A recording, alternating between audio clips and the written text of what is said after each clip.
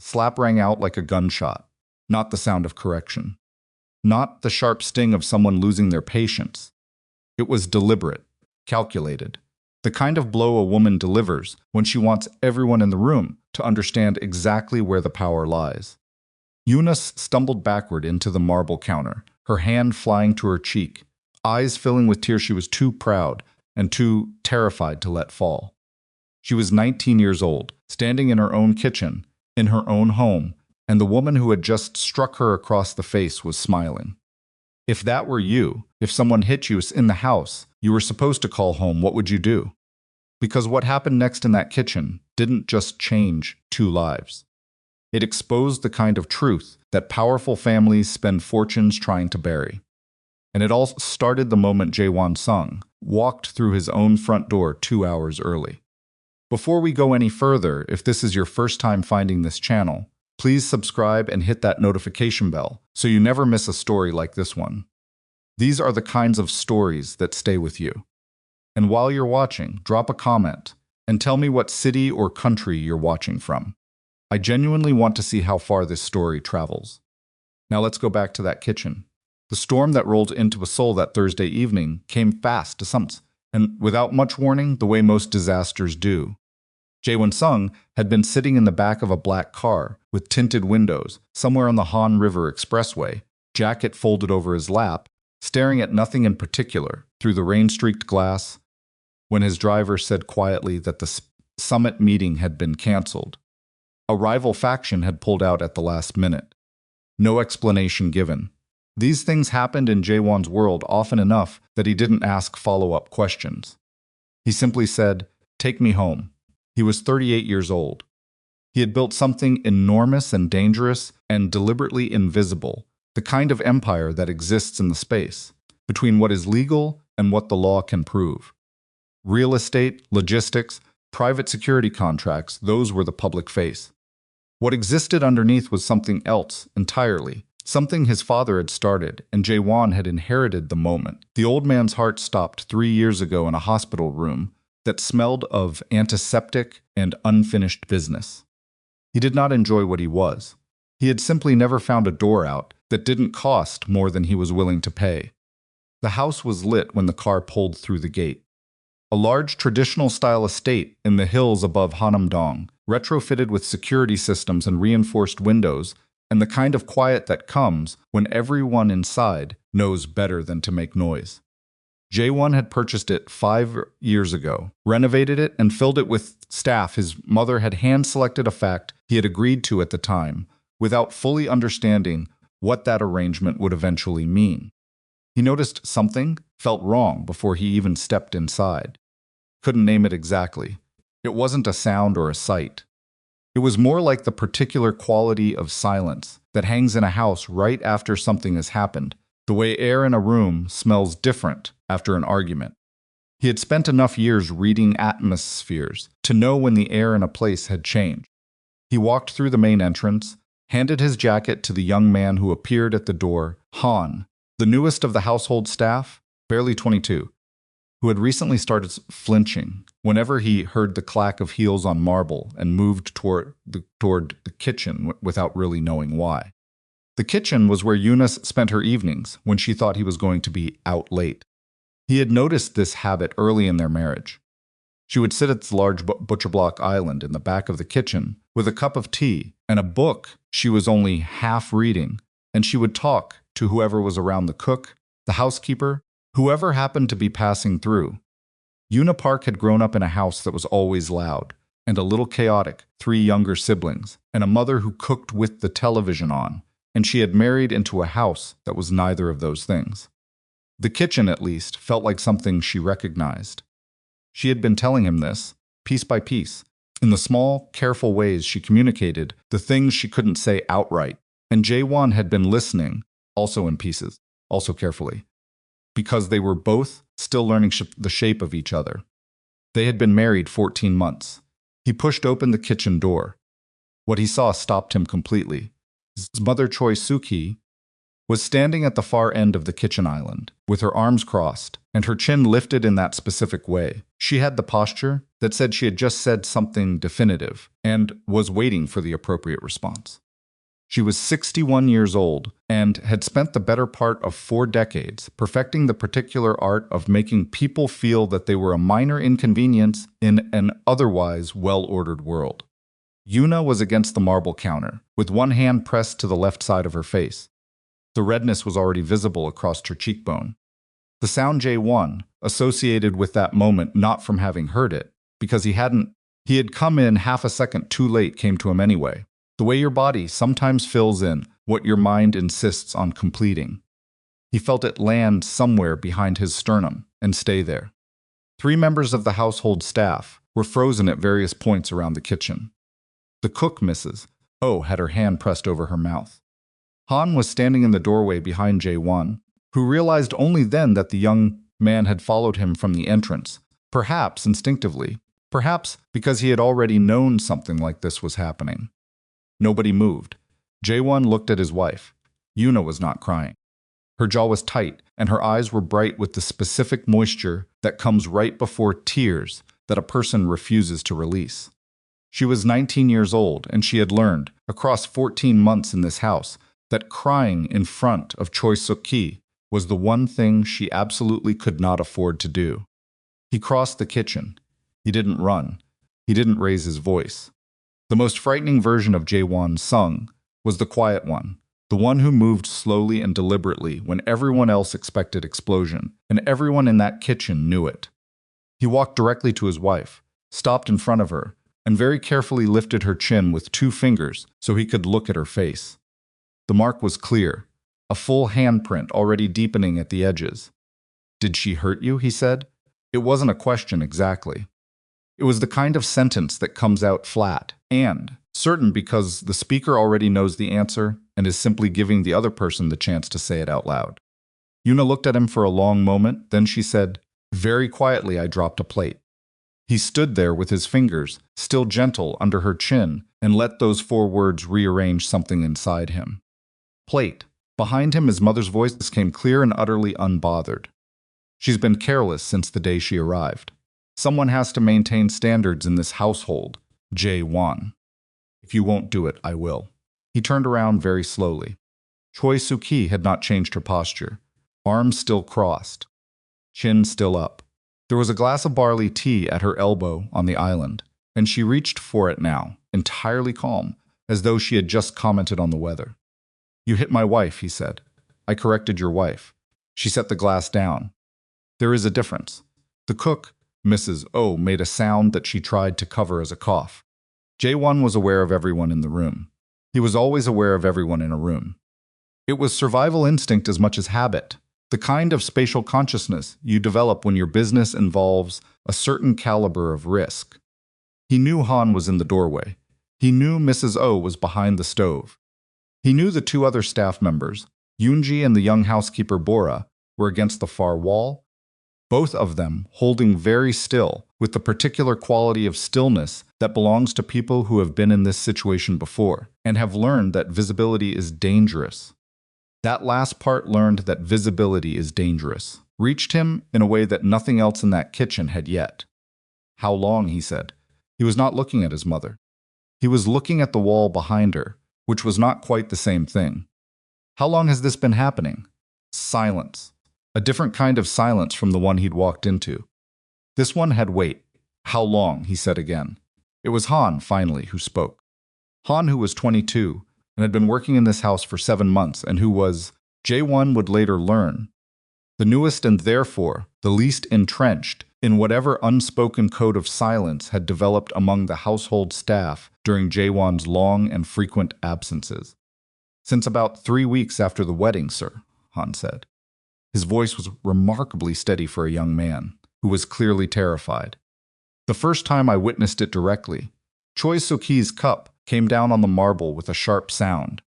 'You are staff,' she said, and the word she used had an edge to it that belonged to a different era, one that people of her generation wielded with precision and absolute certainty of effect. 'You don't speak in conversations like this.' He spoke because I asked," Jae-won said, and something in his tone shifted in a way that brought Choi Suk-ki up short for the first time since he'd walked into the room. Han, tell me what you saw. Han told him. It came out in pieces, the way truth usually does when it has been compressed under silence for a long time. Little events, scattered across months. The afternoon, Yuna had spent an hour cleaning the main receiving room, and Choi Suk-hee had called the effort disgraceful and made her start over in front of the guests, who were due to arrive in 20 minutes. The morning Choi Suk-hee had told 2 visiting relatives that her son's wife was pleasant enough, but had no real understanding of how a home of this stature was meant to be run. The way invitations to family dinners would sometimes materialize and then evaporate before Yuna heard about them. Small humiliations deployed with the precision of someone who had spent decades understanding exactly how much damage could be done without leaving a mark. Except today there was a mark. Jae-won turned back to look at his wife. Yuna was watching him with an expression he had never seen on her face before. Not fear exactly, something more complicated than fear. It was the look of someone who has been carrying something very heavy for a very long time and is only now beginning to understand that they might be allowed to put it down. You didn't tell me, he said. Her jaw moved. You were busy. Yuna, you're always busy, Jae-won. She said it without accusation. Just fact. And I didn't want... She stopped, pressed her lips together. I didn't want you to have to choose. He understood that.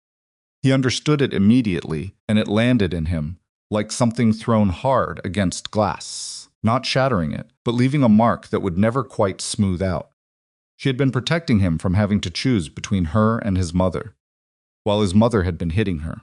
He turned back to face Choi Suk-hee, and this time he did not look away from her. His mother was still standing with her arms crossed and her chin up, but something had shifted in her eyes. She was recalibrating.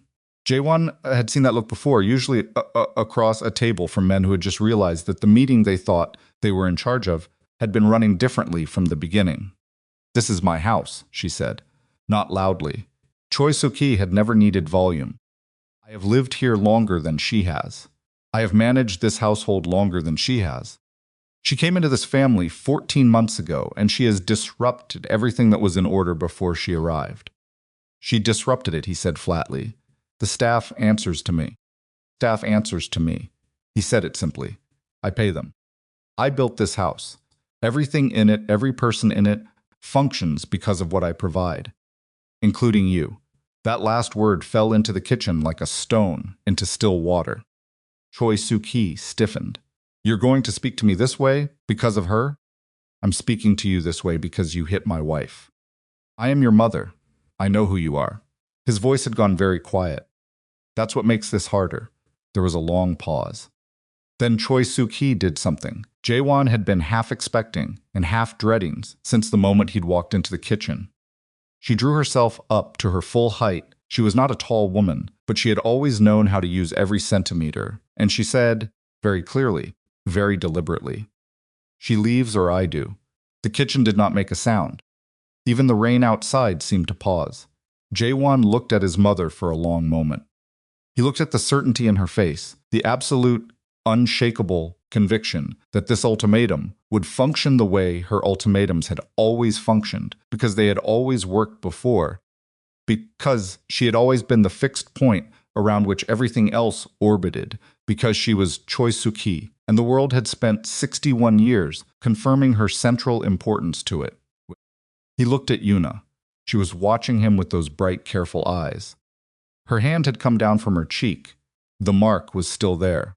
She wasn't leaning forward, wasn't holding her breath, wasn't showing him anything on her face that looked like a plea. She had made herself very still and very neutral, in the way that people make themselves still and neutral when they have learned that wanting something too visibly tends to result in that thing being taken away. That stillness, that particular educated stillness told him more than anything else that has been said in the last 10 minutes. You should go pack, he said. His mother's expression fractured. Just for a moment. Excuse me? Pack what you need for tonight. I'll arrange for the rest to be sent. He turned away from her and back to his wife, and he said, quietly enough, that it was only really for Yuna. Go sit in the study. I'll come find you, Jae-won. His mother's voice had risen for the first time. You cannot seriously be tonight, he said, still not looking at her. You'll leave tonight. The sound choice Suk-hee made was not quite a word. It existed somewhere between disbelief and fury, and something older and rawer that Jae-won recognized even though he couldn't name it. The sound of a woman who has just discovered the exact outer boundary of her power and found it closer than she believed. Yuna moved past him toward the hallway. As she did, Mrs.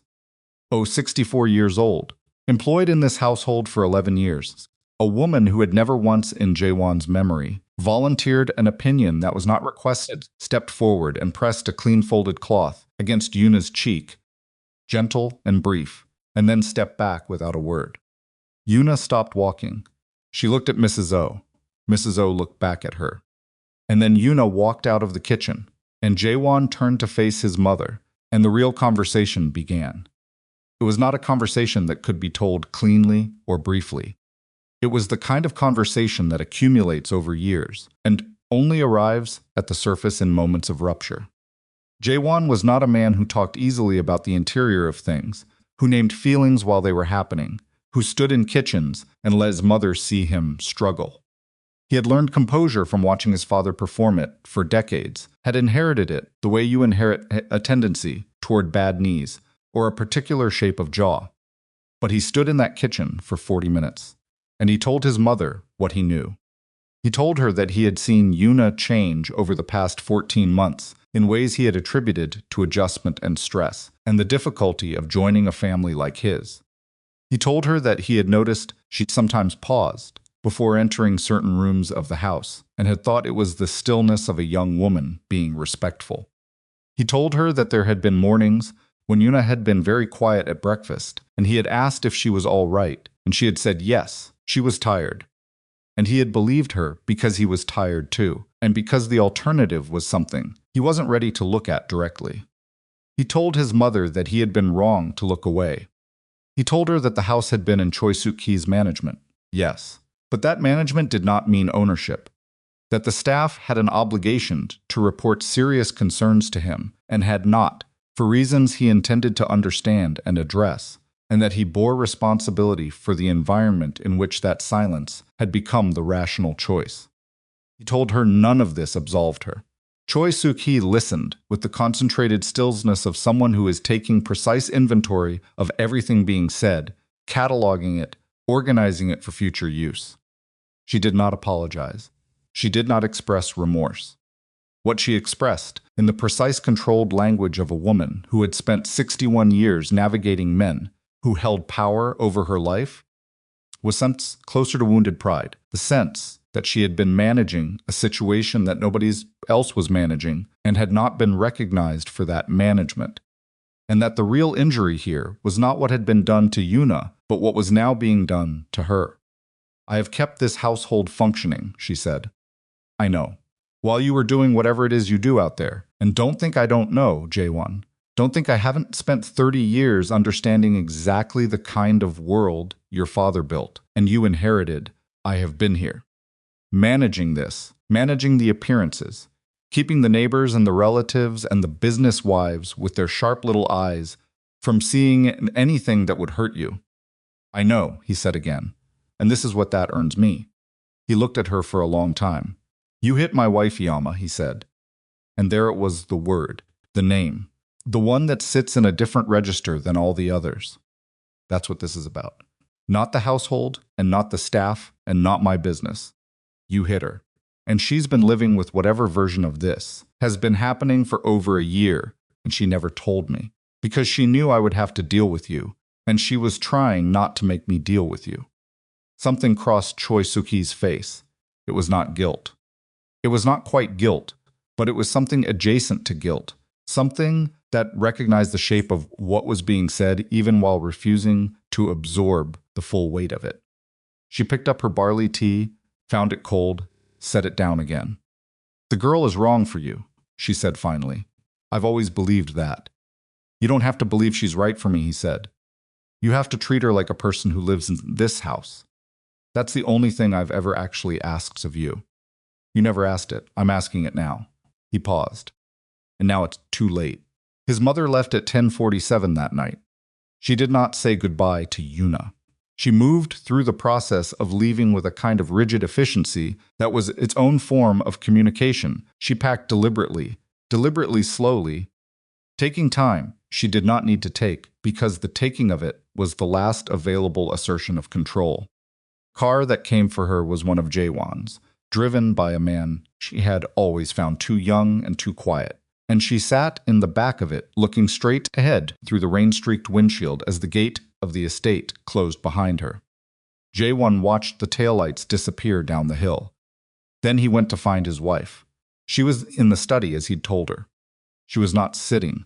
She was standing at the window with a cup of tea. She'd gotten herself from somewhere, still warm, held in both hands, looking at the rain coming down the glass. She heard him come in and turned around, and for a moment neither of them said anything. "Gone," he said. Yuna nodded. "I need you to tell me," he said carefully. "Everything. Not to use it, not to just so I know. What has been happening in this house when I'm not here?" She looked at him for a long time. Then she sat down on the edge of the couch, and she started talking, and she didn't stop for almost 2 hours. Jae-won sat across from her and listened. He did not interrupt. He did not reach for her, because he understood instinctively that she was not looking for comfort right now. She was looking to be heard, and those were not the same thing. He sat with his elbows on his knees and his hands clasped between them, and he listened to his wife describe the 14 months of small erosions, the accumulation of dismissals and exclusions, and corrections and comments, delivered at precisely calibrated moments. The science of it, really. The careful architecture of diminishment that his mother had built around Yuna Park in the house on the hill above Hanam-dong. At some point, Yuna said, "I know what you are, Jae-won. I knew before I married you. I knew the kind of family this was, and the kind of history. And I thought, okay, I can handle complicated. I can handle hard. I grew up with complicated. I know," he said. "But I didn't know how to handle someone deciding I wasn't allowed to exist in my own kitchen." She looked at her tea. "That's not complicated. That's just mean. And I didn't know how to fight that without making everything worse. You should have been able to tell me." "Yes," she said. "I should have been." She looked up at him. "But you're hard to talk to sometimes, Jae-won. You know that. You go somewhere inside yourself, and you manage things, and there's no room in there for what was happening to me. It didn't feel like something you had a tool for." He absorbed that. He didn't argue with it. "I'm making room," he said. She looked at him. "I know that doesn't fix what happened," he said. "And I know I'm about 14 months late saying it. But I'm making room. Starting now." Yuna looked at him for a long moment. Then she laughed. It was a small, tired, slightly broken laugh. The kind that comes at the end of a long cry, or a long wait, or a long night. But it was real, and it was hers. And it was the first real sound he'd heard her make since he walked through the front door. "Okay," she said. "Okay," he said. Outside, the rain was still coming down. Han appeared in the doorway at nearly midnight, holding 2 bowls of soup Mrs. O had quietly made without being asked. He set them on the low table between Jae-won and Yuna, with the careful deliberateness of someone who understands that the gesture matters, but the invisibility of the gesture matters more, and then he left without a word. Jae-won looked at the soup. He looked at his wife. Yuna had already picked up her spoon. He picked up his. They sat in the study while the rain came down, and the house settled back into itself around them, and neither of them spoke for a while, and that silence was nothing like the silence Jae-won had walked into 2 hours before. This one didn't have weight. It had the particular quality of rest that comes when something that has been held too long is finally, at cost and with some damage, put down. He didn't know yet what his mother would do with her anger. He didn't know yet that she had made a phone call from the back of the car before it had even cleared the base of the hill. He didn't know what that phone call would set in motion, or how fast it would move, or what it would cost.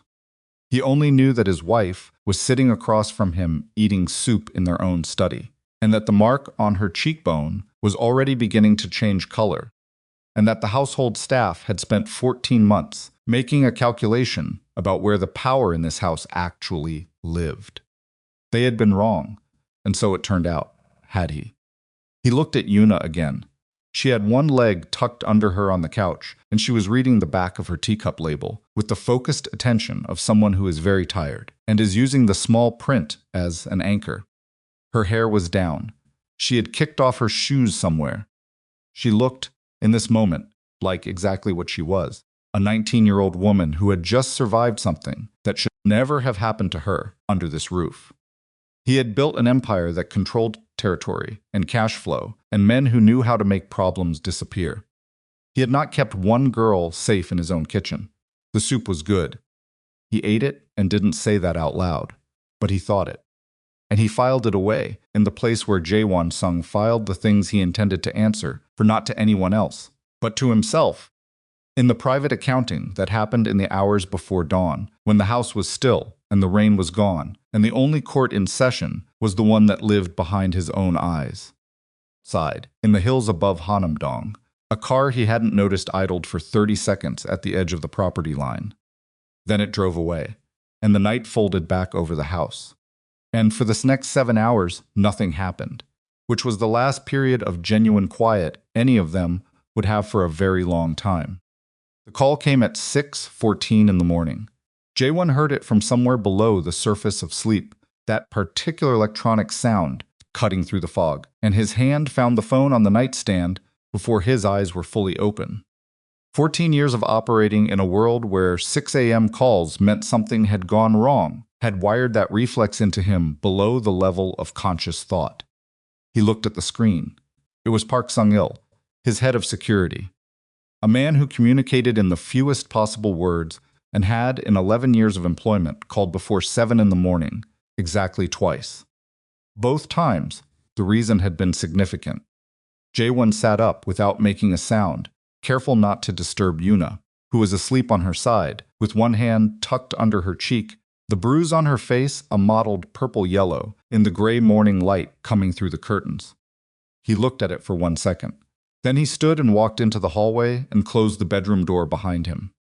"Tell me," he said. "We picked up surveillance activity at the eastern perimeter overnight," Park said. 2 vehicles. They didn't come on to the property. They sat at the road, one from 11:40 to 12:10, one from 1:15 to 1:47. Different vehicles, different plates. Both plates come back to a leasing company that doesn't exist. Jae-won leaned against the hallway wall. "Which organization uses that cover?" he said. It wasn't quite a question. Park was quiet for exactly 2 seconds. Historically, that shell company structure has been associated with the Beamil network. The Beamil network. Jae-won said nothing for a moment.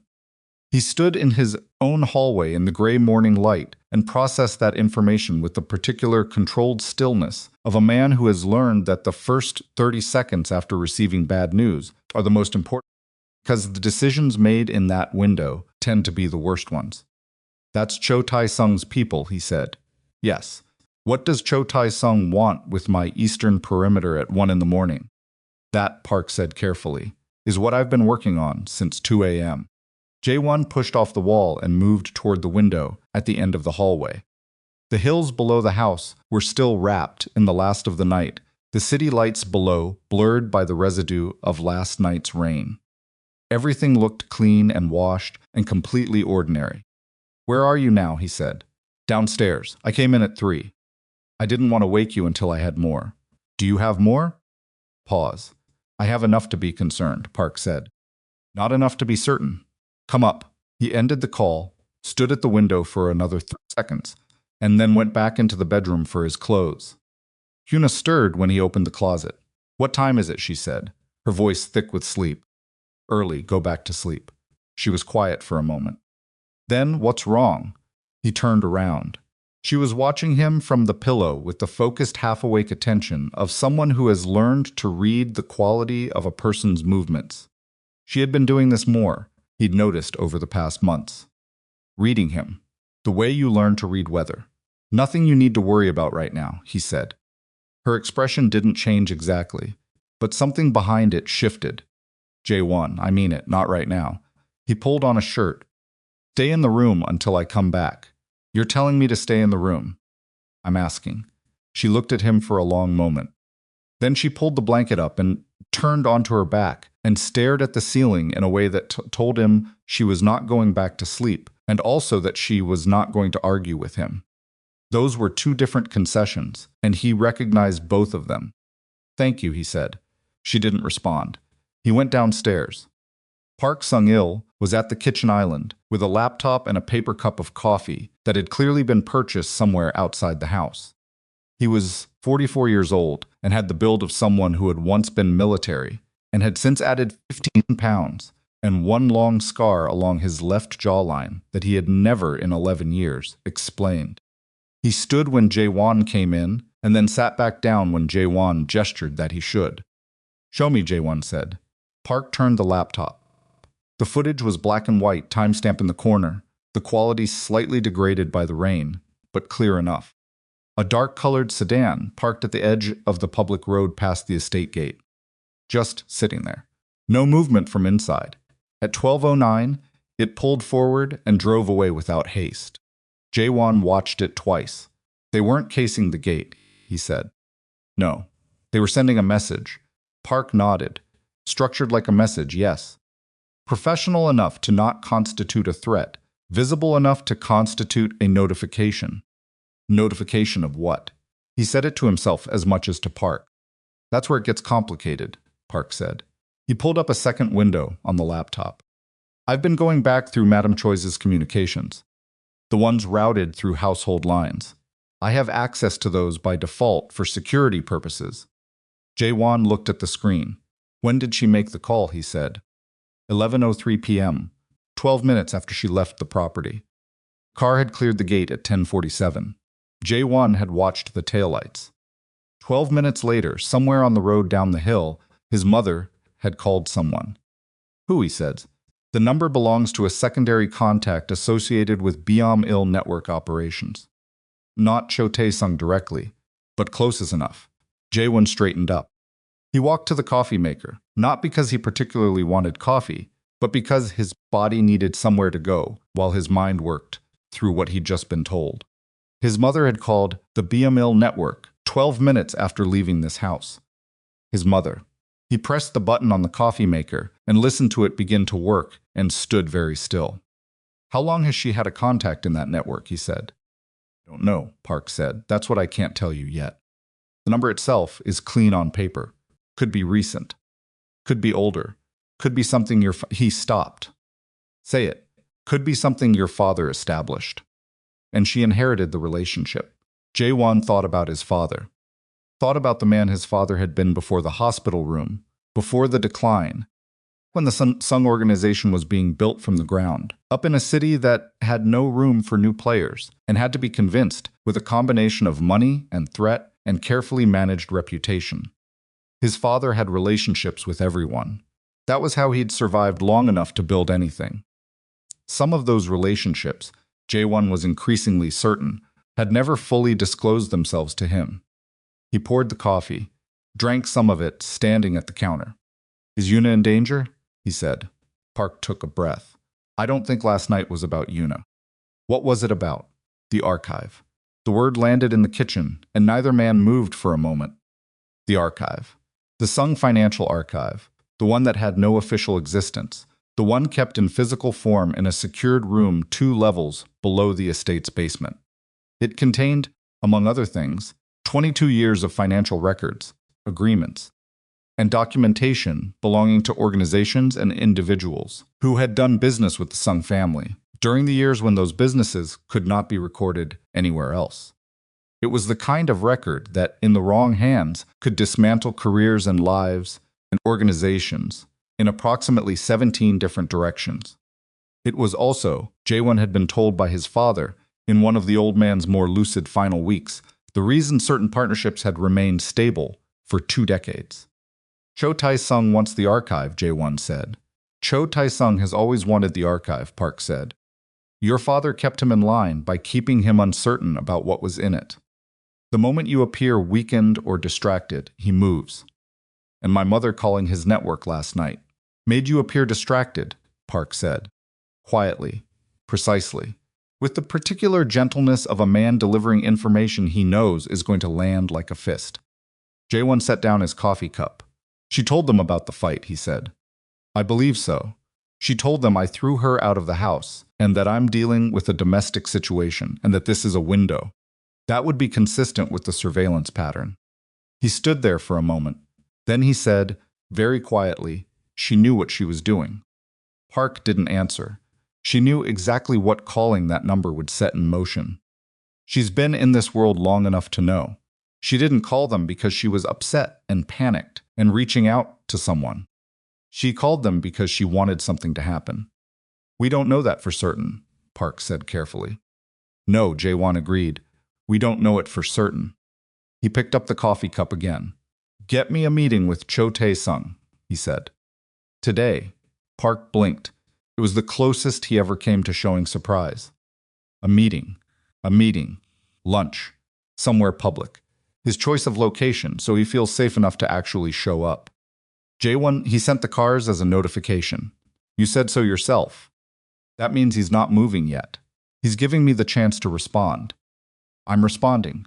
He drank the rest of the coffee. Get the meeting. Park looked at him for a long moment. And what do I tell him it's about? Tell him I want to discuss a mutual situation that involves someone we both know. He set the cup down. He'll understand. Park closed the laptop. All right. And get someone on the road. I want to know where my mother is staying. He went back upstairs. Yuna was not in bed. He found her in the en-suite bathrooms, standing at the sink, leaning on both hands, looking at herself in the mirror. Not fixing herself, not brushing her teeth, just looking, with the particular bleak concentration of someone conducting an inventory. The bruise on her cheek was visible in the bathroom's clean light, sharper and more detailed than it had been in the gray morning. She heard him come in and straightened up. She called someone last night, Jae-won said. He'd decided on the drive back upstairs that he was not going to manage her.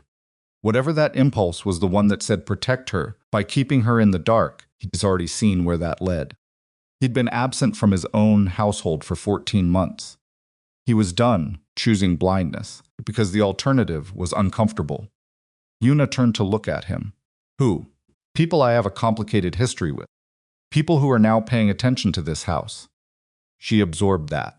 He watched her absorb it, watched her face go through something quick and contained.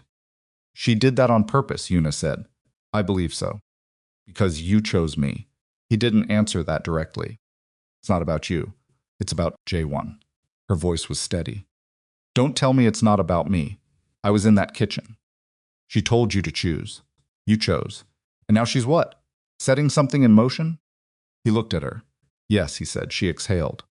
A long, slow exhale through the nose, the kind that is not quite a sigh and not quite a breath, and occupies the specific space between trying to stay calm and understanding that calm may not be available. What do we do? She said. I have a meeting this afternoon. While I'm gone, I want you to stay inside. Park will have people on the property. You're keeping me in the house. I'm asking you to stay in the house, he said. You can move through every room in it. I'm not confining you. I'm asking you not to go outside the gate without telling me. She searched his face. How bad is this? I don't know yet. That's not nothing bad or a little bad. What end of the scale are we talking? He owed her the truth. He stood in the bathroom doorway and gave it to her. The kind of people my mother called, he said, have been looking for leverage over this family for a long time. I think she handed them something last night. I'm going to find out how much something, and then I'm going to manage it. Manage it, she said. The word sat between them. I know how that sounds. It sounds like what it is. She turned back to the mirror briefly, then away. Your world. Yes, I married your world. You married me, he said. I know those haven't always been the same thing.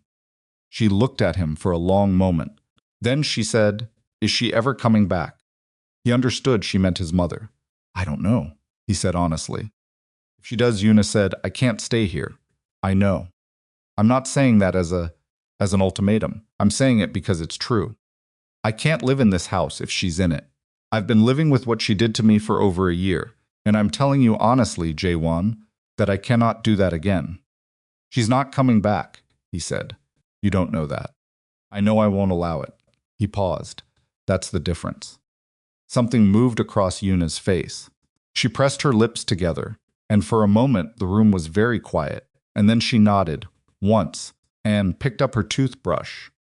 He left her to it. Downstairs the house was beginning to wake. Mrs. O arrived at 7:30 as she always did, moving through the kitchen with the unhurried efficiency of someone who had been cooking in this space long enough to do it in the dark. She looked at Jae-won when he came in and said, "Without preamble, I'll make breakfast." "Thank you," he said. She cracked eggs. He sat at the island. After a moment she said, still not looking at him, "The younger staff were afraid to tell you. I want you to understand that. I do. They thought Madame Choi would. They thought there would be repercussions." She had made it clear that complaints went through her before they went anywhere else. He said nothing. "I should have told you myself, Mrs. O said. I've been here 11 years. I don't have the same fears the young ones have. That was my failure, and I want you to know that I know it." He looked at the side of her face. She was still cracking eggs, focused on the bowl, jaw set. "You're telling me now," he said, belatedly. Belatedly is better than never. She made a sound that wasn't quite in agreement. The girl misses. Sung, she never complained. Not once. She cleaned up after the situations, made excuses for Madame Choi to the other staff, tried to keep the peace. 11 years I've been in houses like this. She paused. Beat the eggs. I've seen adjusting, and I've seen enduring. She was enduring. Jae-won was quiet for a moment. "She's not enduring anymore," he said. Mrs. O looked at him then. Direct, brief, the look of a woman measuring whether a statement is true or whether it is aspiration. Whatever she found in his face appeared to satisfy her. She went back to the eggs. The meeting with Cho Tae-sung happened at 12:30 at a Japanese restaurant in Gangnam that Cho considered safe because his brother-in-law owned the building. Jae-won arrived 4 minutes late, which was deliberate. Cho was already seated, 61 years old, the texture of weathered wood, with the specific patience of someone who has been waiting for a long time for something and has organized his life around that waiting. He did not stand when Jae-won sat down. "I appreciate you making time," Jae-won said. "I appreciate the invitation." Cho poured tea into both cups without being asked, the gesture of a host even when he was the guest. "I understand you had a difficult evening. My household had a disagreement. These things happen, of course." Cho sipped his tea. "Families are complicated." They are. Jae-won looked at the menu, knowing he would not order anything, and set it down. "You sent cars to my property last night," Cho set his teacup down. "I sent cars to a public road," he said mildly, "at 1 a.m. My people work irregular hours." Cho C. He used the name the way you set down something heavy deliberately, to make a point about the weight. "I didn't come here to play the conversation we both know we're in. My mother called your network last night. I want to know what she told you." Something shifted in the older man's face. Not surprised Cho Tae-sung had not survived in this city for 40 years by being the kind of man who showed surprise. But recalibration, the same thing Jae-won had seen on his mother's face the night before, the moment when a person realizes the edges of their situation are not where they believed. She said Cho said carefully that you were distracted, emotionally compromised. She said that. She implied that the household situation might create administrative gaps in your operations. "Administrative gaps," Jae-won repeated, her words. "And the archive." Cho was quiet for exactly 4 seconds. She mentioned the archive existed. She told you where it was. She suggested she knew where it was, Cho said. She did not provide details. Jae-won studied the man across the table. Cho was telling him some version of the truth. Not all of it. Probably not enough of it, but the outline was clear enough. His mother had gone to Cho Tae-sung or someone connected to him and offered information about the archive's existence in exchange for something. He didn't yet know what that something was. Reinstatement, probably. Leverage. The particular currency of a woman who had just lost her position and was looking for a way to buy it back. "What did she want in return?" he said. Cho looked at him for a moment. "She wanted me to make you understand," he said slowly, "that removing her from the household was a destabilizing decision. She wanted you to pressure me. She framed it as mutual interest." "Right." Jae-won sat back. And you sat in that car on my road at 1 in the morning because of mutual interest. Cho said nothing. You've been patient about the archive for a long time, Jae-won said. My father kept you patient. Now my father is gone, and you're re-evaluating whether patience is still the correct strategy. You're very direct today, Cho said. I'm tired, Jae-won said. It was the truth. I've been up since 6. I had 4 hours of sleep before that. Spent last night watching my wife eat soup after my mother hit her in my own kitchen, and then learning that my mother called your network from a moving car.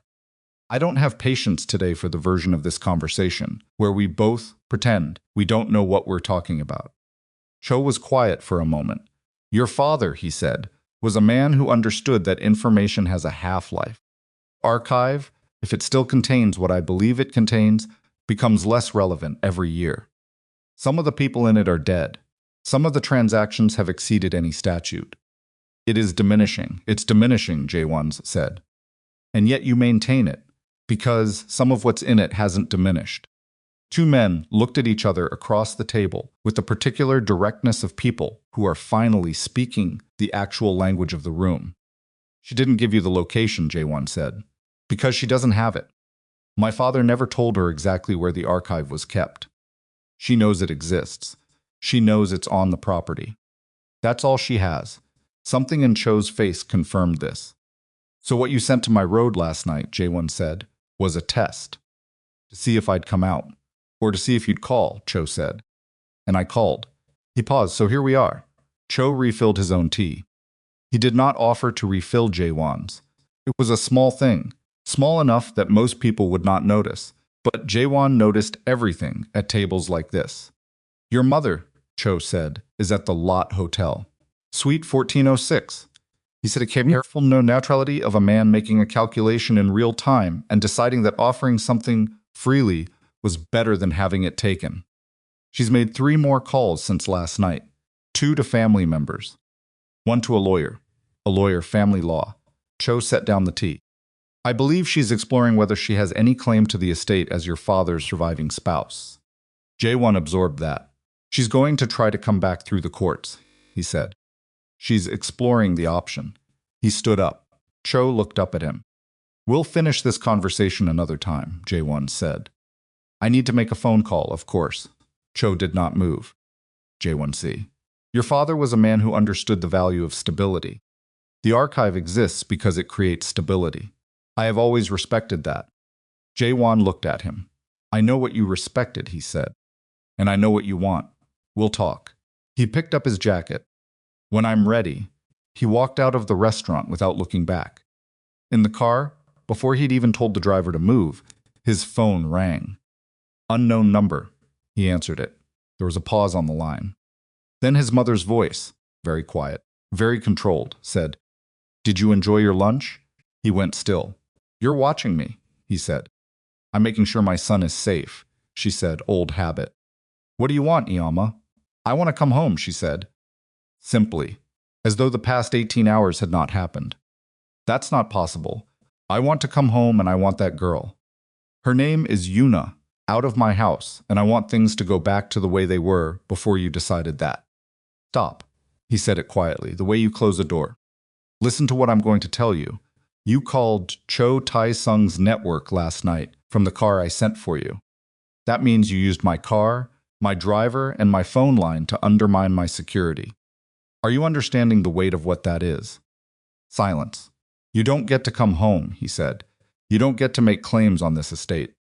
Whatever the lawyer is telling you, whatever Cho's people told you about leverage, let it go. You can't just erase me, she said. Her voice had changed. The control was still there, but something had come loose beneath it. I am your mother. I built the life that built your empire. I sat in rooms with men who terrified me so that you could sit in rooms without being afraid of anyone. I owe you a great deal, he said. I know that. But you don't collect that debt by striking my wife and then setting Cho Tae-sung's eyes on my property. The line was quiet. She's not right for you, his mother said. Smaller now. The anger deflating into something that sounded almost like grief, which was the most dangerous version, because it was the one he'd never quite been able to stay steady against. Maybe not, he said, but she's mine. And what happens to her happens under my roof with my knowledge and my response. That's finished. Do you understand me? That part is finished. He heard her breathe. And the archive, she said. What about it? Cho will come for it. Let me worry about Cho. He won't wait forever, Jae-won. Your father managed him with that archive for 20 years because your father understood.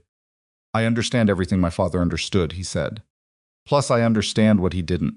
Another silence. Then she said something he hadn't expected. He hid things from you, she said. About the archive. About what's in it. About what some of those relationships cost. He was quiet. There are names in that archive, she said, that you don't know are in it. Names that would change things. Change what you think you know about how this family got where it is. She paused. I'm not threatening you. I'm telling you because you need to know. If Cho gets into that room, he won't just find leverage over other people. He'll find things about your father that... Stop, he said. She stopped. He sat in the back of the car with the phone pressed to his ear and the city moving past the windows and something cold spreading through his chest that was not fear exactly and not anger exactly, but some compound of both that didn't have a clean name. I'll call you, he said. Not today, but I'll call you. He ended the call. He sat very still for a moment. Then he said to the driver, home. The car pulled into traffic. 2 blocks behind it, a gray vehicle fell into the same lane and maintained a distance of exactly 4 car lengths, which was the distance of a professional tail rather than a casual one. Park Sung-il, who had been watching from a parked position half a block from the restaurant, noted the gray vehicle, pulled in behind it, and sent a single text to Jae-won's phone. You have a tail. 2 men. They were in the restaurant. Jae-won read the message. He did not turn around. He did not look at his phone again. He looked out the window at the Seoul streets in the early afternoon, the city going about its ordinary business, and understood with complete clarity that whatever window had existed for managing this situation quietly and surgically had just closed. Cho Tae-sung had not come to that lunch to negotiate. He had come to take the measure of the man across the table, and he had sent 2 men into the restaurant to listen, and now those 2 men were following the car home. And whatever Jae-won did in the next several hours would determine whether the cars that appeared outside his gate tonight came with the same quiet professionalism as the ones last night, or with something significantly less subtle. He texted Park back with 2 words, lose them. Then he put the phone in his jacket pocket and thought about his mother's voice, saying there are names in that archive that you don't know are in it, and the specific quality of that sentence, the texture of it, which had not felt like threat or manipulation, but had felt unmistakably like the particular of a person telling the truth at the exact worst possible moment. The car turned up the hill toward home. Behind it, somewhere in the afternoon traffic, Park's vehicle moved to intercept the gray car. And in suite 14006 of the Lot Hotel, Choi Soo-ki sat in a chair by the window and looked at the city she had lived in for 61 years and picked up her phone again. This time she did not call Cho Tae-sung's network. This time she called the lawyer, and she said very quietly, I want you to file tomorrow morning. The filing arrived at 8:51 in the morning. Not by messenger, not through any of the formal channels that Jae-won's legal team monitored as a matter of routine. It arrived as a scanned document, sent directly to his personal email address, an address that fewer than 12 people in the world possessed, which meant that whoever had sent it wanted him to understand 2 things simultaneously: the content of the document and the fact that they had access to things they should not have access to. He was at his desk in the study when it came through. He had been there since 5 a.m., working through the security footage. Park had pulled from the surrounding neighborhood camera, trying to build a picture of the gray vehicle's origin point. He had a cup of coffee that had gone cold 2 hours ago, and a legal pad with 11 lines of notes on it.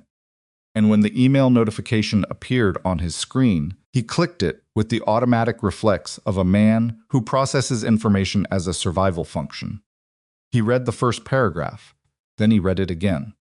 Then he sat back in his chair and looked at the ceiling for approximately 30 seconds, which was, for Jae-won Sung, a very long time to do nothing. The document was a petition for spousal interest in the Sung estate filed on behalf of Choi Soo-ki. Standard language, standard structure, the kind of thing a family law attorney could produce in an afternoon with the right precedents. He had expected this. He had told Park to expect this. It was aggressive, but it was not surprising, and it was not, on its own, the thing that held him to his chair. What held him to his chair was the exhibit attached to the filing. 17 pages. Financial records. Not the records from the archive she had told him she didn't know the exact location, and he believed her about that. These were different records. Older records. Personal financial records from a period spanning 9 years, from the year Jae-won turned 23 to the year he turned 32. The years when he had been actively building the operational side of what the Sung organization eventually became. Records that he had believed no longer existed in any physical or digital form. Records that showed, in precise and damning detail, the movement of money through shell structures that had since been dissolved, between accounts that had since been closed, for purposes that could not be described as anything other than what they were. Stood up, he called Park. "Get up here," he said. Now. Park was in the study in 4 minutes. He read the document over Jae-won's shoulder in silence, taking the same amount of time that Jae-won had taken, going back to reread the exhibit, the way you reread something when you're hoping the words will have changed. They didn't change. "Where did she get these?" Jae-won said. "I don't know. You should know." "I know," Park said it without defensiveness. He was a man who accepted accountability the way other men accepted weather.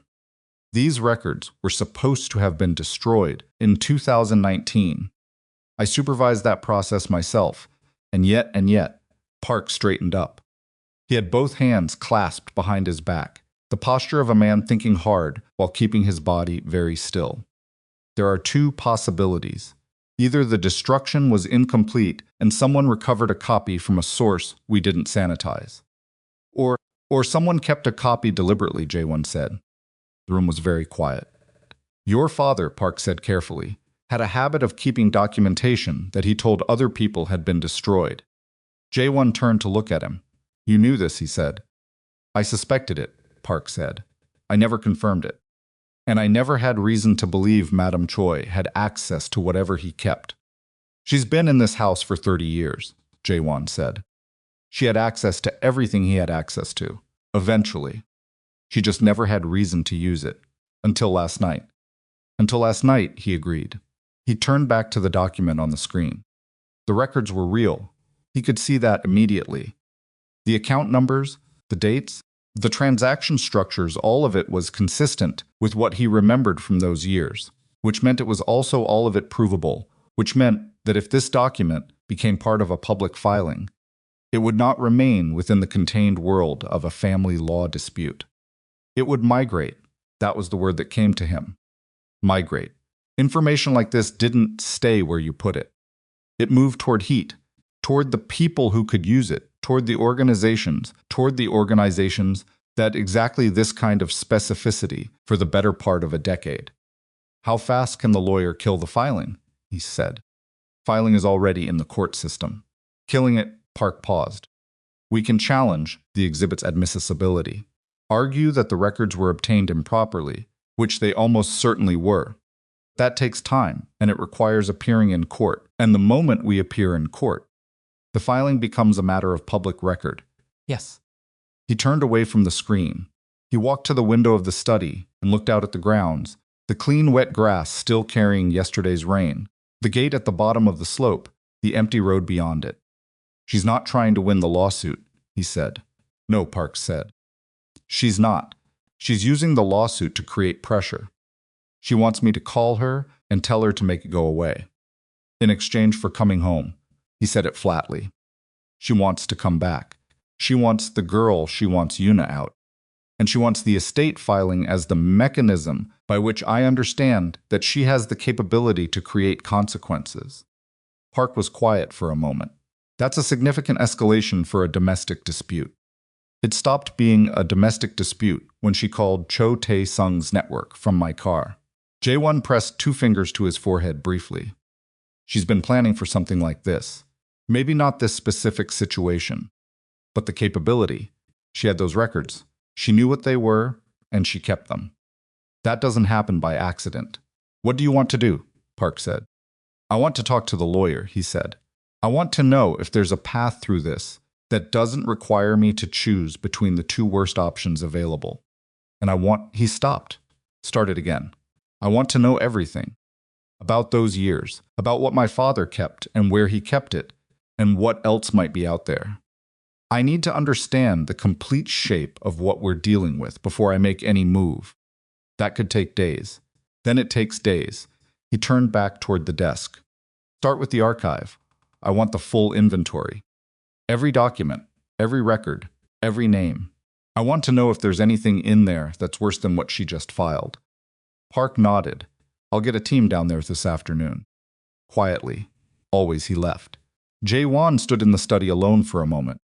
Then he heard the door at the end of the hallway open and close, and Yuna's footsteps, which he recognized by now. She had a particular way of walking that was quieter than it had any right to be.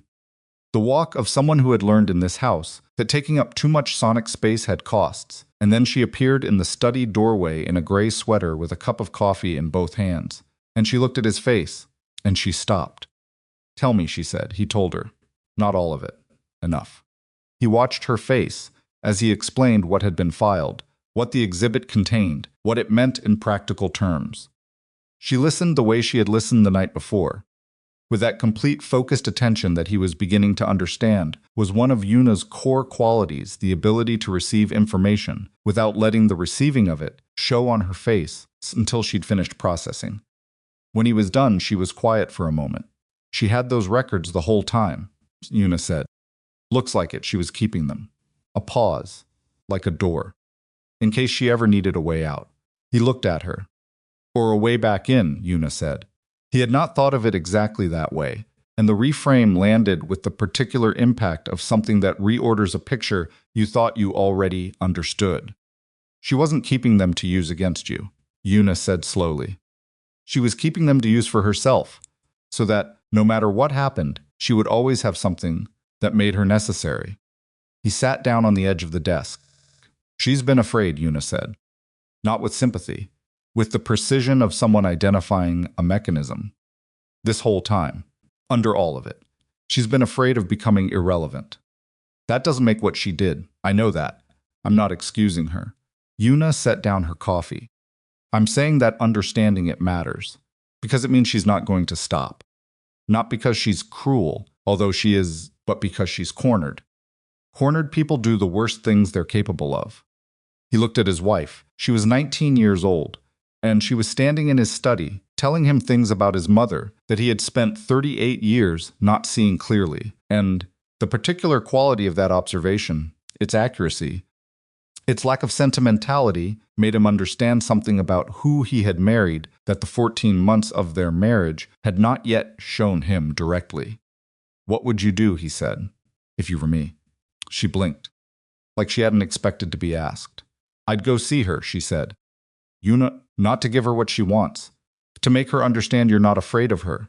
She picked up her coffee again. Because right now she thinks she has the advantage, and she's probably right. The only thing that changes that is if you walk into that room and show her the advantage doesn't work. He thought about it. That's a risk, he said. Everything you're doing is a risk. She looked at him levelly. At least this one involves you looking her in the face. He held her gaze for a long moment. Then he nodded. He was in the car headed toward the Lot Hotel by 11 a.m. He had not called ahead. He did not want her prepared. He wanted the version of his mother that existed before she had time to arrange herself, the version that the hotel corridor at 11 in the morning would produce, slightly off-footed, not quite ready. He was announced at the front desk because he was Jae-won Sung, and that was simply how the world operated around him. And a junior manager personally escorted him to the 14th floor and stood back from the door of Suite 1406, with the expression of someone trying very hard not to be visible. Jae-won knocked. A pause, longer than necessary. Then the door opened. Choi Soo-ki was dressed. He had expected that she was never not dressed, had never in his memory answered a door in anything other than full composure. She was wearing dark trousers and a pale blouse, and her hair was set, and she was holding a glass of water, as though she'd been standing in the middle of the suite with a glass of water, which meant she had heard his footsteps in the corridor and had given herself those 30 seconds to compose. She looked at him. "You should have called," she said. "No," he said. "I shouldn't have." She stepped back from the door. He came in. The suite was large and impersonal, the kind of space that has been designed to suggest comfort without actually producing it. All neutral tones and fresh flowers, and a view of the city that was objectively beautiful and meant nothing. His mother's single piece of luggage, the one she had packed the night before with that deliberate slowness, was on the stand beside the closet. She had not unpacked it. He noticed this. She sat in one of the armchairs near the window. He did not sit. "You sent me the filing," he said. "My attorney filed. You sent it to my personal email." "My personal email, which your attorney does not have, and which does not appear in any public record. You sent it yourself, directly, this morning, at 8:51. She was quiet. "So we don't need to have the conversation, where you tell me your lawyer made a decision," he said. "It was your decision. Walk me through it." She looked at the glass of water in her hand. "Walk me through it," he said again. She set the glass down on the table beside her. "I want to come home," she said. "I know. I want things to go back." "That's not possible." "Then I want—" She stopped. For the first time since he'd walked through the door, she looked like something other than composed. Something around her mouth had shifted, a slight tightening that on any other face would be the precursor to tears, and on hers was the precursor to something that took more effort to suppress. "I want to not be here." She gestured at the suite without moving her arm much, a small defeated motion. "I want to not be in a hotel room with one bag. I'm 61 years old, and I've lived in that house for 26 years, and I want—" "Where did you get the financial records?" he said. The shift was immediate. The almost grief disappeared, and something sharper replaced it. "Your father kept them," she said. "My father told me they were destroyed." "Your father told you many things." She picked up the water again. "He kept copies of everything important. He said it because he didn't trust destruction, that you couldn't ever truly be certain something was gone. So it was better to be the one who kept it than to rely on someone else having destroyed it." She paused. "He kept them in a box in his personal study, the one he never let anyone into without him present. And after he died, I was the one who went through his personal study." She looked at Jae-won directly. "You were too busy being the thing he'd left you to be. I was the one who sat in that room for 3 days, going through 40 years of his life." Something about the way she said that made him go still. "What else did you find?" he said. "What do you mean?" "In the study, when you went through it. What else was there?" She looked at him for a long moment. "Jae-won, what else?" She set the water down. She stood up. She walked to the luggage stand, unzipped the top of her bag, reached into the interior pocket, and removed a small USB drive. She held it for a moment without offering it to him, looking at it in her own hand. "There were things in your father's records," she said, "that I did not give to the lawyer." He crossed the room in 4 steps and took the drive from her hand. She let him take it. He looked at the drive. Standard cheap, the kind you can buy at any convenience store. Nothing to indicate its contents. "What's on this?" he said. "Documentation," she said, "of agreements your father made in the last 2 years of his life. She paused, when he was not always fully himself. The cold that had spread through his chest the morning before came back, concentrated now, more precise. "Agreements with whom?" he said. "Cho Tai-sung," she said, "and others. But primarily Cho." He was absolutely still. "Your father was sick for longer than you knew," she said. "He hid it from you deliberately. He told me that he was afraid you would take over before he believed you were ready, and so he managed the presentation, when he was not capable of managing the actual business." She looked at her hands. In those gaps he delegated, and Cho Tae-sung was very generous with his assistants. "What kind of agreements?" Jae-won said. His voice was very flat now. "The kind where assistance has a price," she said. "Kind that were not recorded anywhere official. Kind that Cho has been waiting to call in." Jae-won looked at the USB drive in his hand. "He made deals with Cho during his illness," Jae-won said. And Cho has been patient because the deals gave him access to something he valued more than immediate payment, she said. They gave him a claim on the archive. The full shape of it arrived all at once. Not surveillance, not a test, not a territorial probe. Cho Tae-sung had a documented agreement made by Jae-won's own father, entitling him to access the archive, which meant the archive did not belong entirely to Jae-won, which meant that everything he'd been using as leverage for 3 years had a prior claim attached to it that he hadn't known existed. Why didn't you tell me this when he died? Jason said. She was quiet. Iama. The word came out harder than he intended. Why didn't you tell me? Because if you knew, she said, you would have gone to war with Cho immediately. You were 25 years old and you had just inherited something enormous and you were not ready. She looked at him. I told myself I would tell you when you were ready. And you waited 3 years. And then you brought that girl home and everything changed she stopped. I was afraid that if you knew, you would try to solve it in a way that destroyed everything. So instead you used it as a weapon when I threw you out. She flinched. It was a very small flinch, a tightening around the eyes that lasted less than a second. But on Choi Soo-ki's face, it was the equivalent of a collapse. I panicked, she said quietly. You panicked, he said. I know how that sounds. You panicked, and you called a man who now has a legal claim on our most sensitive assets, and you told him this family was in disarray. Do you understand what you've done? Do you understand? He stopped. Put the USB drive in his pocket. I need to make a phone call. Jae-won, I need you to stay in this room, he said. Do not call anyone, not the lawyer, not Cho, not family members. Do you understand me? I'm not a prisoner. No, he said. You're not. But what happens in the next 6 hours depends on you not doing anything that changes the landscape before I have a chance to assess it. Can you give me that? She looked at him for a long moment. Yes, she said. He believed her, which he recognized as potentially a mistake, but he did not have time right now to operate from the assumption of bad faith toward his own mother, because that road had a cost he couldn't afford. He left the suite. In the elevator going down, he called Park. Stop the archive inventory, he said the moment Park picked up. What? Stop it. Right now. Get everyone out of that room and seal it. He watched the floor numbers descend. Cho Tae-sung may have a documented claim on the archive contents. My father signed something. I have the drive. I haven't looked at it yet, but I need that room locked down before anyone goes through it. A long pause on Park's end. Documented claim, Park said.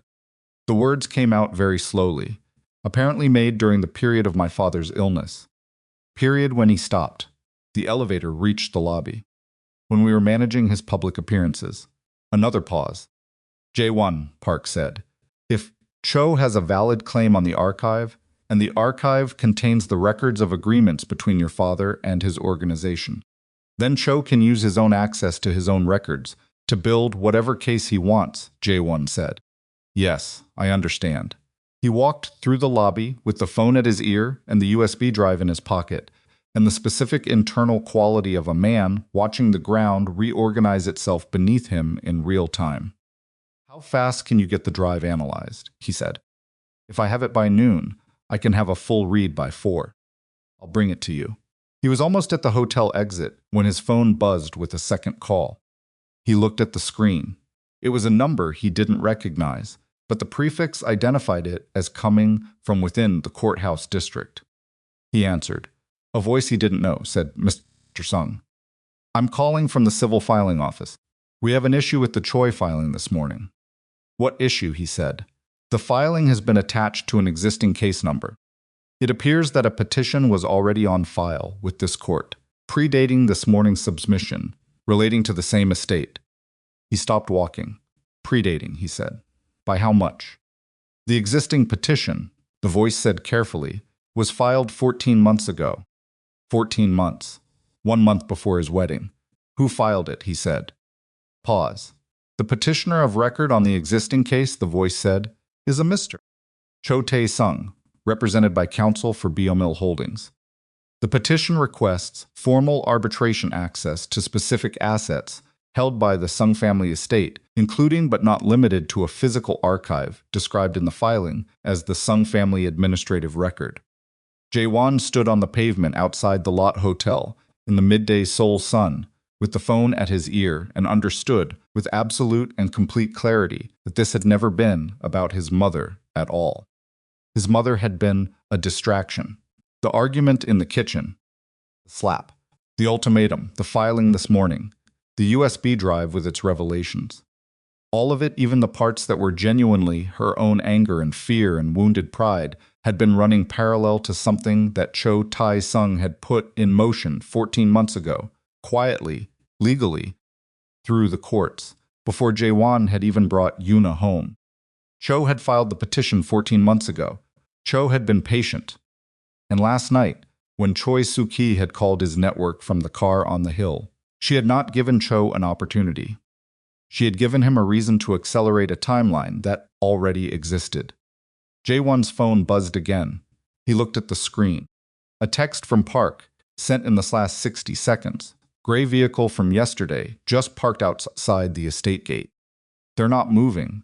There are 4 of them this time. And Jae-won, there's a second vehicle on the North Road. This isn't surveillance anymore. He read the message. He read it again. He put the phone in his pocket.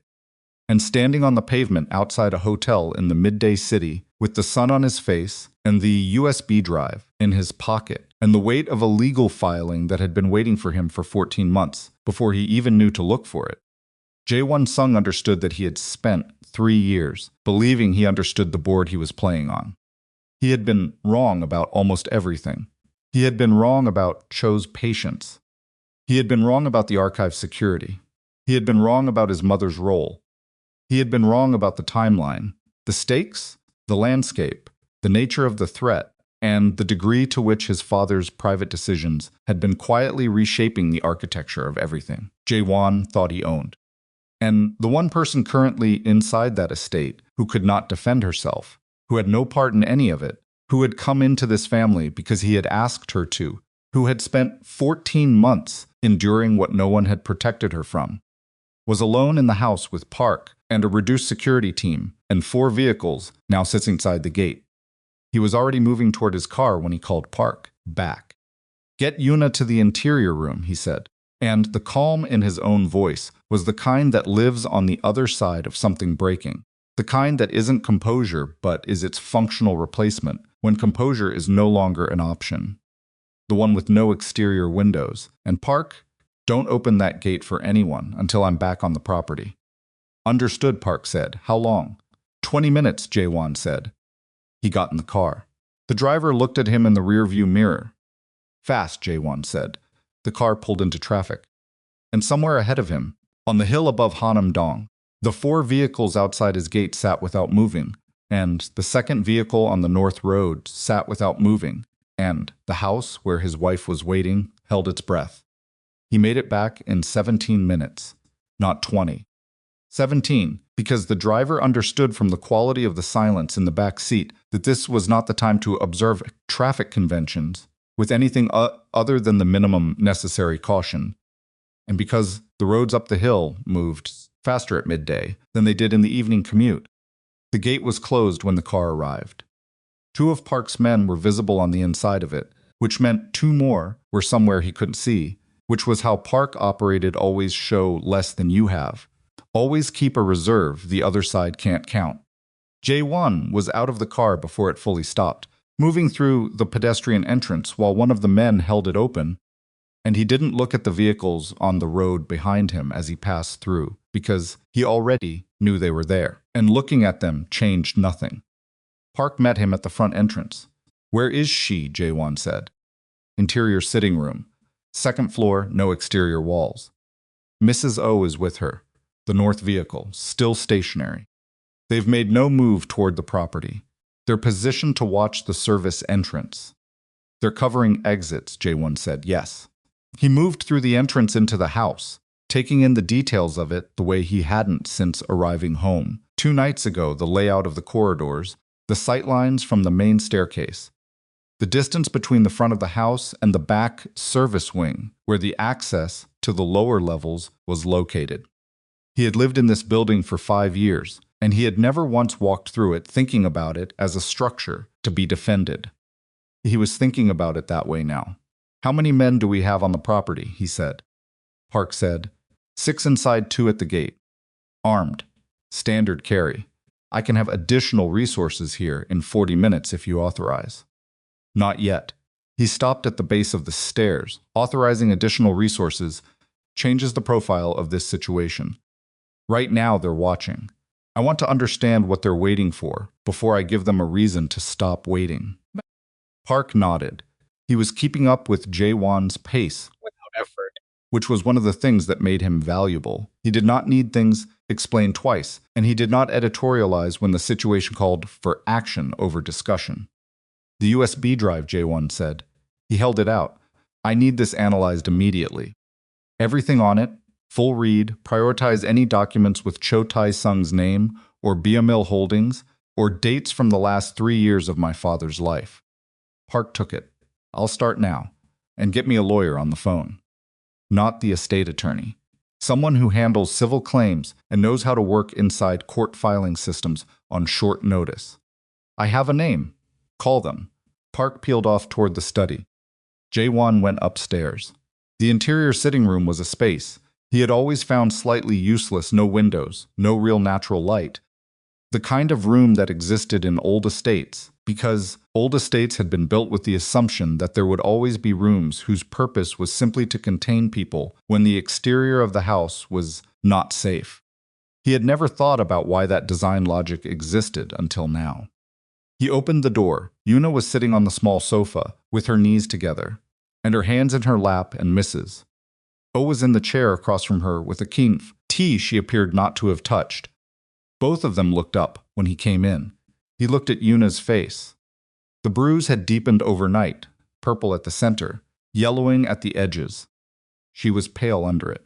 She had her hair pulled back, and she was wearing the same gray sweater from this morning. And she was, he could see, working very hard at being calm, at holding the specific posture of someone specific that panic is not available to them right now. He respected that. He also hated that she had learned to do it. Tell me what's happening, she said. People outside the gate, he said. Connected to someone I had lunch with yesterday. The man from the meeting, yes. Why are they here? He looked at her for a moment. He thought about the measured version, the managed version, the version where he parceled out information in doses she could handle without the full weight of the context. He thought about it for approximately 2 seconds. Cho Tae-sung filed a legal claim on assets held by this estate 14 months ago, he said. Before we were married. The claim relates to an agreement my father made during his illness. I didn't know about the agreement. The people outside the gate are here because the claim is at a point where Cho has decided that waiting for the legal process is less efficient than creating pressure directly. Yuna absorbed this. So they're here to scare you, she said. Partly. And partly to do something else. Partly to position themselves in case they decide something else becomes necessary. Yes. She looked at her hands for a moment. Is this because of last night? She said. Because of what happened with your mother. Your mother-in-law activated something by making that call. But the underlying situation already existed. She accelerated a timeline that Cho had already built. So none of this is actually about me. He looked at her. The thing that started it was about you, he said. What your mother-in-law did to you was real, and it was wrong, and that is not changed by what came after it. But the machinery that's running now, he paused. No, that's not about you. She nodded slowly. Okay, she said. So what do we do? He thought about telling her to stay in this room.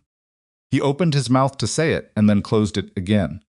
Because he had made that request twice in the past 18 hours, and both times she had complied, and both times he had left her to sit in a room with incomplete information and her own thoughts, and he understood that this was not a sustainable arrangement for a person of her particular quality.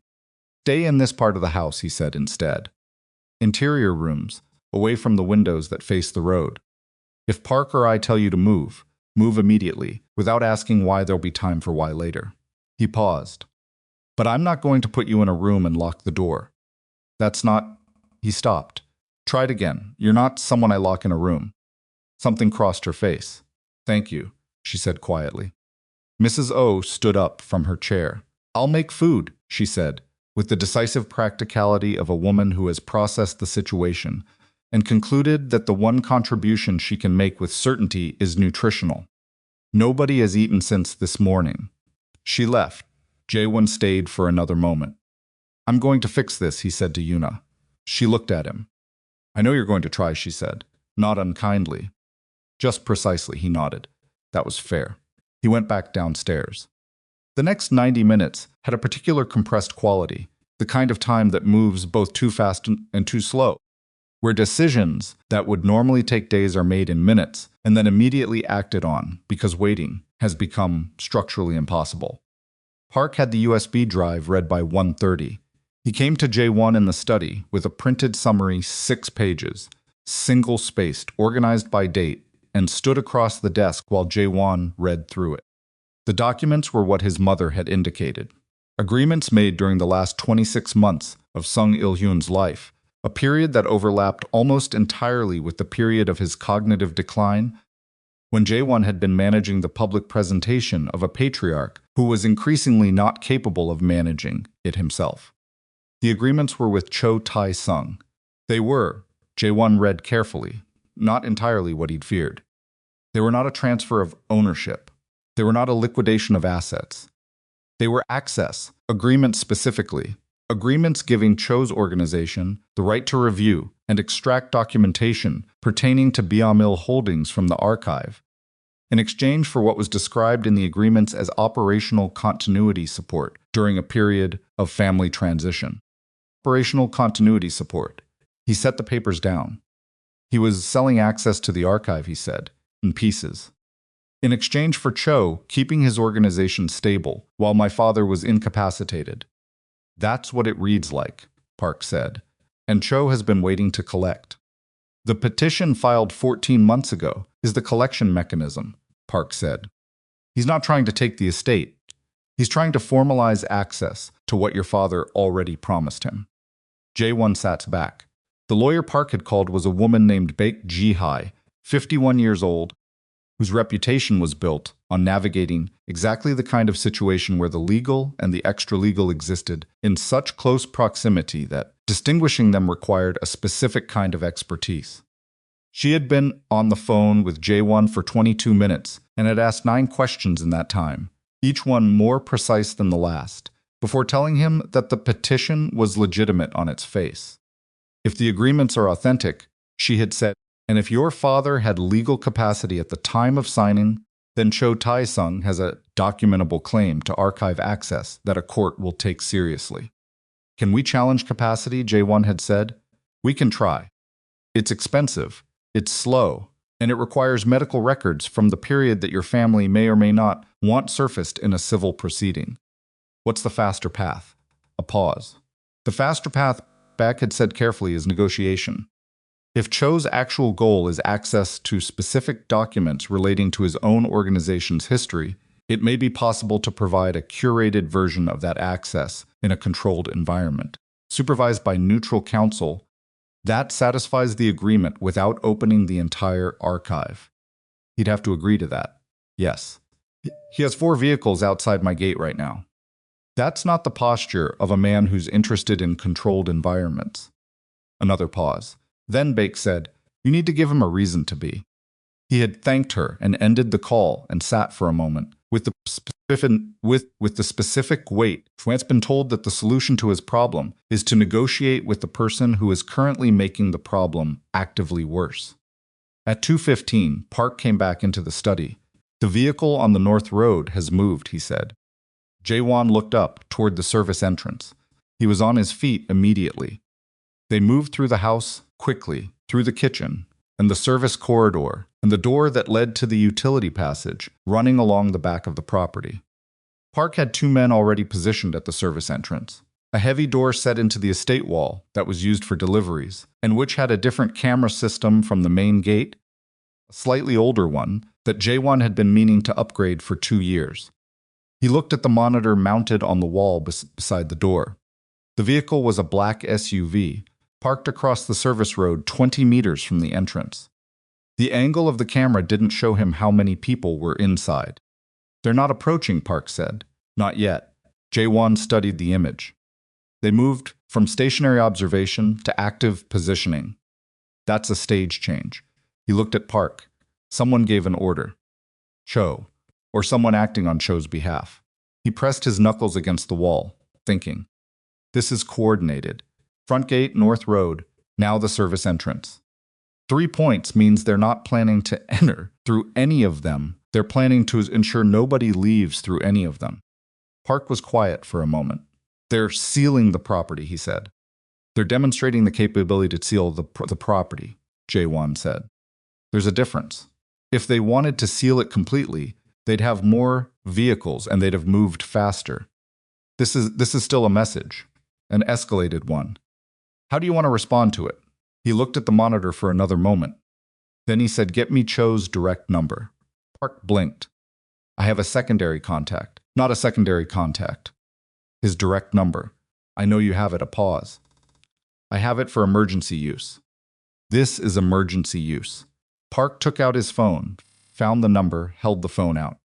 Jae-won took it, looked at the number, memorized it, handed the phone back. Then he took out his own phone and dialed. It rang 4 times. Then Cho Tae-sung's voice, unhurried, unsurprised. I was expecting this call, Cho said. Then you've been thinking about what you're going to say. I've been thinking about what you're going to say, Cho said. You're going to tell me to remove my vehicles from your perimeter. I'm going to tell you that my vehicles are on public roads, and I have no obligation to move them. You're going to tell me that this constitutes intimidation.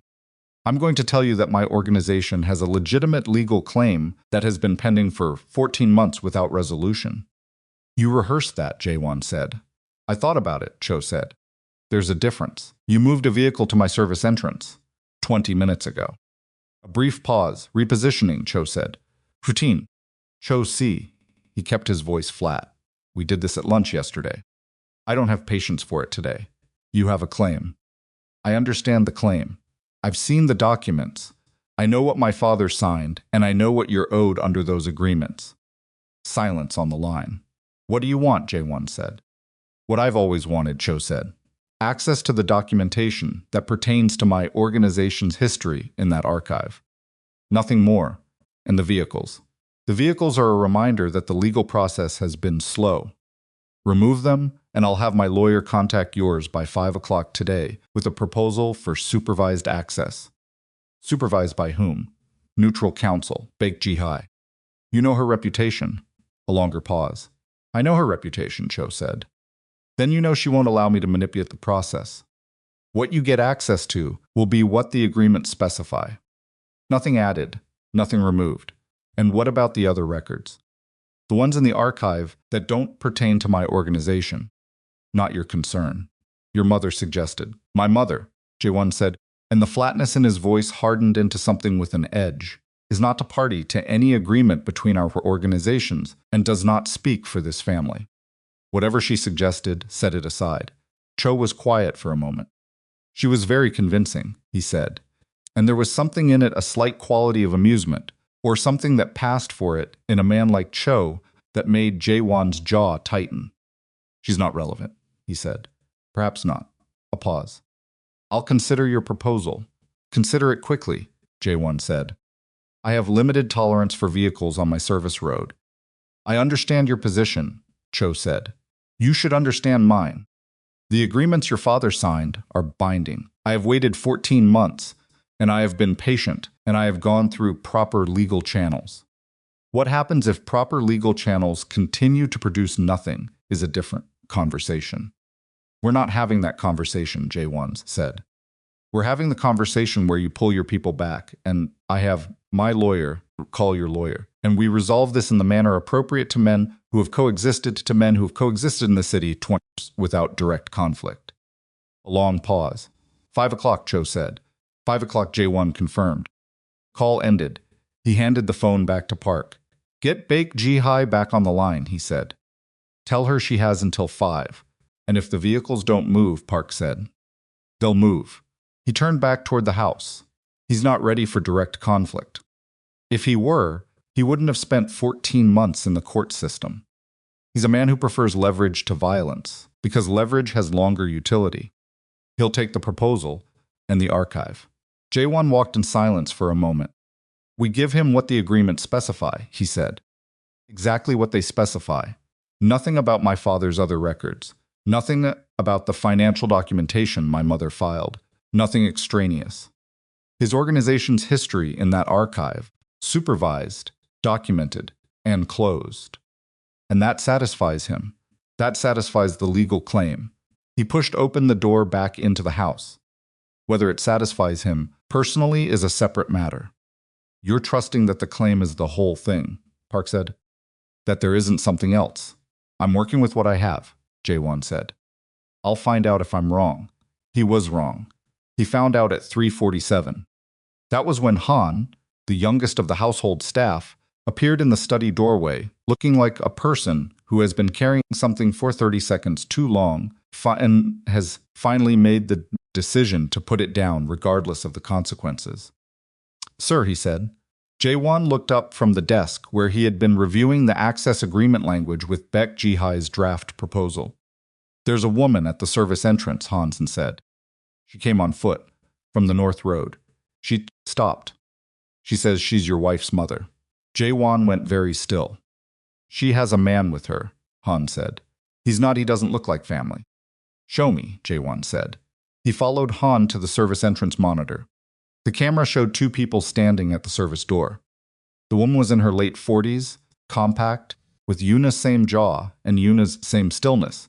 But the stillness on this woman looked like something that had been learned under duress rather than chosen. She was holding a bag that was too small for an overnight stay and too large for just a visit, the bags of someone who had packed quickly without knowing exactly how long they would be gone. The man beside her was younger, mid-30s. He was standing slightly behind and to her left in the specific configuration of a person providing oversight rather than companionship. He had the physical quality, the posture, the particular placement of his hands, the way he scanned the camera without appearing to react to it, of someone who worked for an organization. Not Jae-won's organization. How long have they been there? Jae-won said. 8 minutes, Han said. She knocked. When nobody immediately answered, she knocked again. She hasn't tried to leave. Jae-won looked at the man beside Yuna's mother. He looked at the bag. He thought about the vehicles outside the gate and the vehicle that had repositioned to the North Road and the service entrance that was positioned at the far end of the North Road. They came from the North Road, he said. Yes, sir. Through the vehicle that repositioned there. Han didn't answer, because it wasn't really a question. Cho Tae-sung had sent Yuna's mother to the service entrance with one of his men. He had found Yuna's mother, had known who she was, had known where she was, had made some form of contact, and produced some form of inducement that resulted in this woman standing at the back door of the estate with a bag and a minder, all while conducting a civil filing through legitimate legal channels and having polite lunch conversations and discussing neutral counsel and 5 o'clock deadlines. The leverage hadn't been the archive. The leverage hadn't been the financial records. The leverage was standing at the service entrance door with a bag that meant she didn't know when she was going home.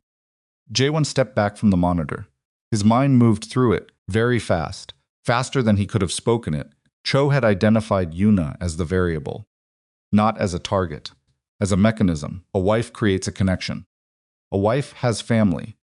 Family can be found and collected and positioned at a door to send a message that no vehicle on a public road could send as clearly, which was that Cho Tae-sung's reach extended beyond property lines and court filings and the boundaries of Jae-won's security perimeter extended into the personal and the family and the parts of a life that are supposed to exist outside the operational world. That was the message, not threat, not yet, message. Yuna's mother at the door with a man behind her was not violence. It was demonstration, the demonstration that Cho could reach that far if he chose to. And if Jae-won opened the door and let them in, he was accepting the terms of that demonstration.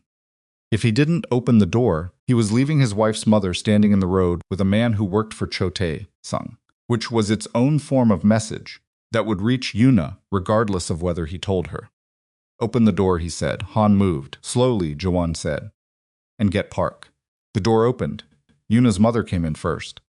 She walked through the service entrance and into the utility corridor, and stopped when she saw Jae-won, and the look on her face was not relief exactly. It was the look of a woman who has been frightened for long enough that she has moved past the acute phase of fear into something flatter and more durable. Mrs. Park, Jae-won said. I'm sorry, she said immediately. They contacted me this morning. A man called and said that my daughter was in a difficult situation and that I should... She stopped, pressed her hands together in front of her. He said I should come here, that it would help her. Who called you? He said. He didn't give a name. She looked at him with those eyes that were Yuna's eyes, that same focused quality. I know this wasn't. I know this doesn't look. It's all right, he said. He was looking past her at the man in the doorway who had not crossed the threshold. The man looked back at him. Young, 35 maybe. Well-dressed enough to pass as professional, not well-dressed enough to pass as executive. He had both hands visible, which Jae-won noted and appreciated, in the sense that you appreciate the absence of an immediate problem while remaining fully aware that the problem exists in another form. You can wait outside, Jae-won said. The man didn't move. That wasn't a request, Jae-won said. A pause. Park appeared at the end of the corridor, and the man at the door looked at Park the way people look at Park when they encounter him for the first time and are recalibrating their assessment of the room. And then he stepped back from the threshold.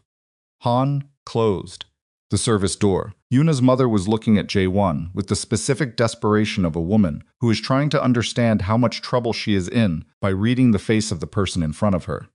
My daughter, she said. She's fine, he said. She's upstairs. Can I see her? He looked at her for a moment. Yes, he said. But first, what exactly did the man on the phone say? Everything he said. Word for word if you can, she told him. It took 4 minutes. By the end of it, the cold in Jae-won's chest had resolved itself into something cleaner and colder and more specific. The kind of clarity that comes when the full shape of a situation finally becomes visible, and you understand that you have been responding to shadows when you should have been looking for the light source. Cho had not made a mistake by sending Yuna's mother here.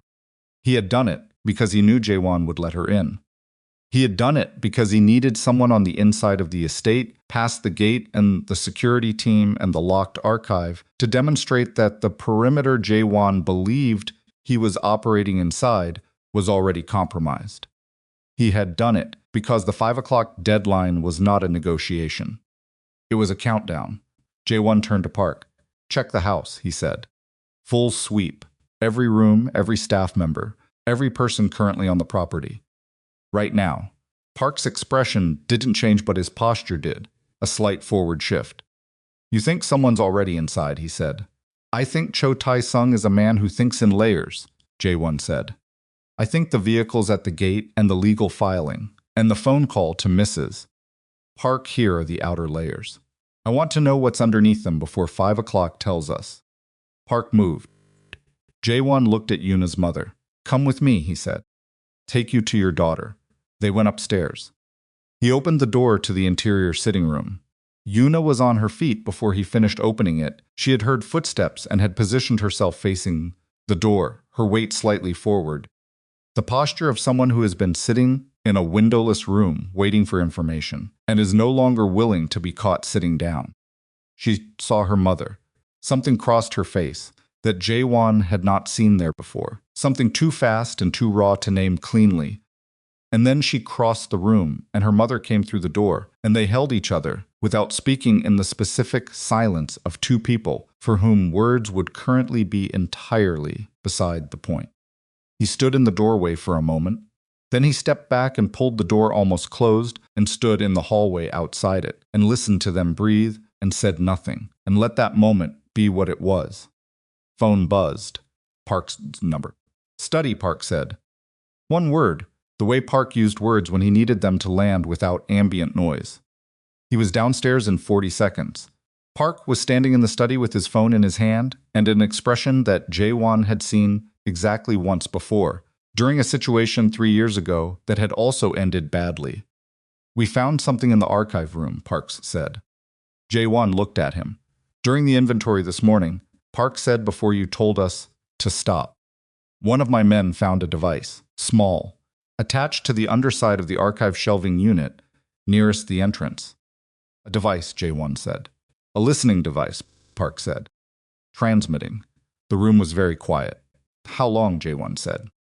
Based on the battery type and its current charge level, Park said, my man estimates it has been active for approximately. Paused.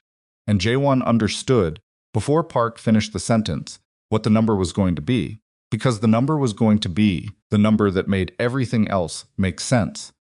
The number that explained why Cho had been patient and why the petition had been filed 14 months ago, and why the vehicles outside the gate were positioned the way they were positioned, and why the 5 o'clock deadline existed.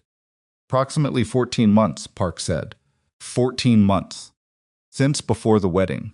Someone had placed a listening device in the archive room 14 months ago, and for 14 months it had been transmitting whatever occurred in that room to whoever was receiving the signal, and for 14 months Jae-won had been making decisions about the archive and contents in his father's legacy in a room that was not private. Who has access to that room, Jae-won said. Officially, Park said, you, me, 2 of my senior men.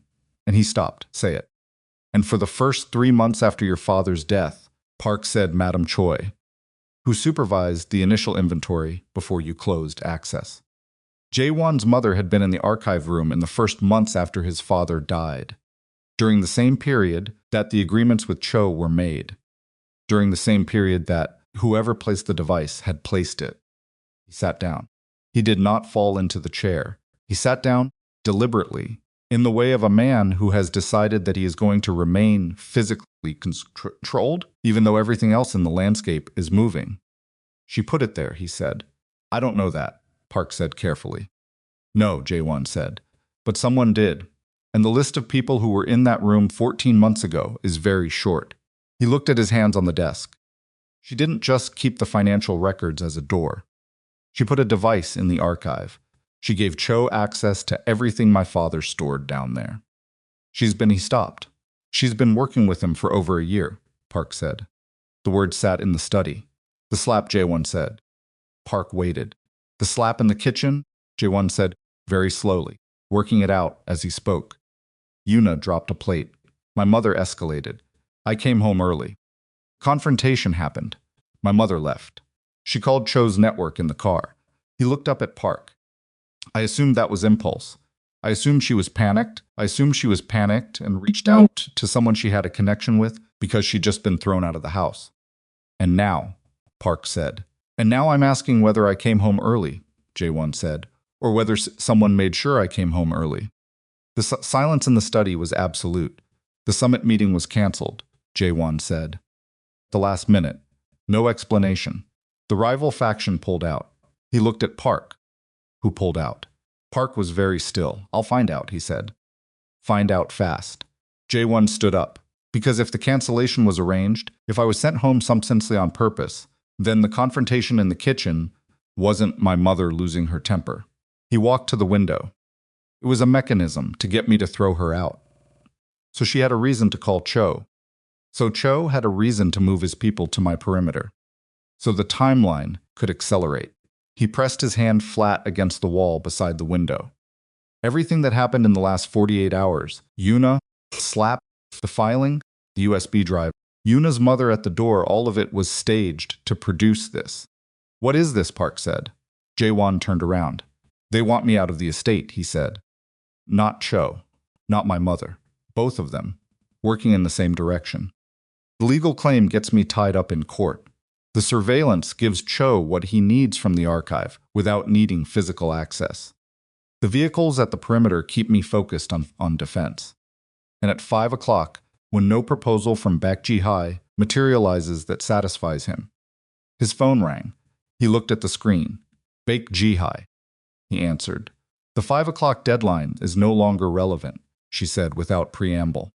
Cho's legal team just withdrew the petition. He went still. Withdrew it, he said. 40 minutes ago. No explanation given. The filing is gone. A pause. In my experience, when a petitioner withdraws a well-constructed legal claim without explanation or negotiation, it's because they found another way to get what they wanted. He ended the call. He looked at Park. The archive, he said. Park was already moving. They went down 2 flights together, through the basement level, and into the sub-level access corridor. And before they reached the archive door, Jae-won could see from 15 feet away that the door was not fully closed. That there was a 2-centimeter gap between the door and the frame that should not have existed, because that door operated on a magnetic seal that required active release. He pushed the door open. The room was intact. Shelving units along all 4 walls, organized boxes, the precise order that Jae-won's father had maintained, and Jae-won had maintained after him. But on the shelving unit nearest the entrance, where Park's man had found the device that morning, there was now a gap. 3 boxes. Gone. The spaces where they had sat were visible, clean gaps in the dust line on the shelf, each one exactly the width of a standard archive box. He stood in the archive room doorway and looked at those 3 gaps.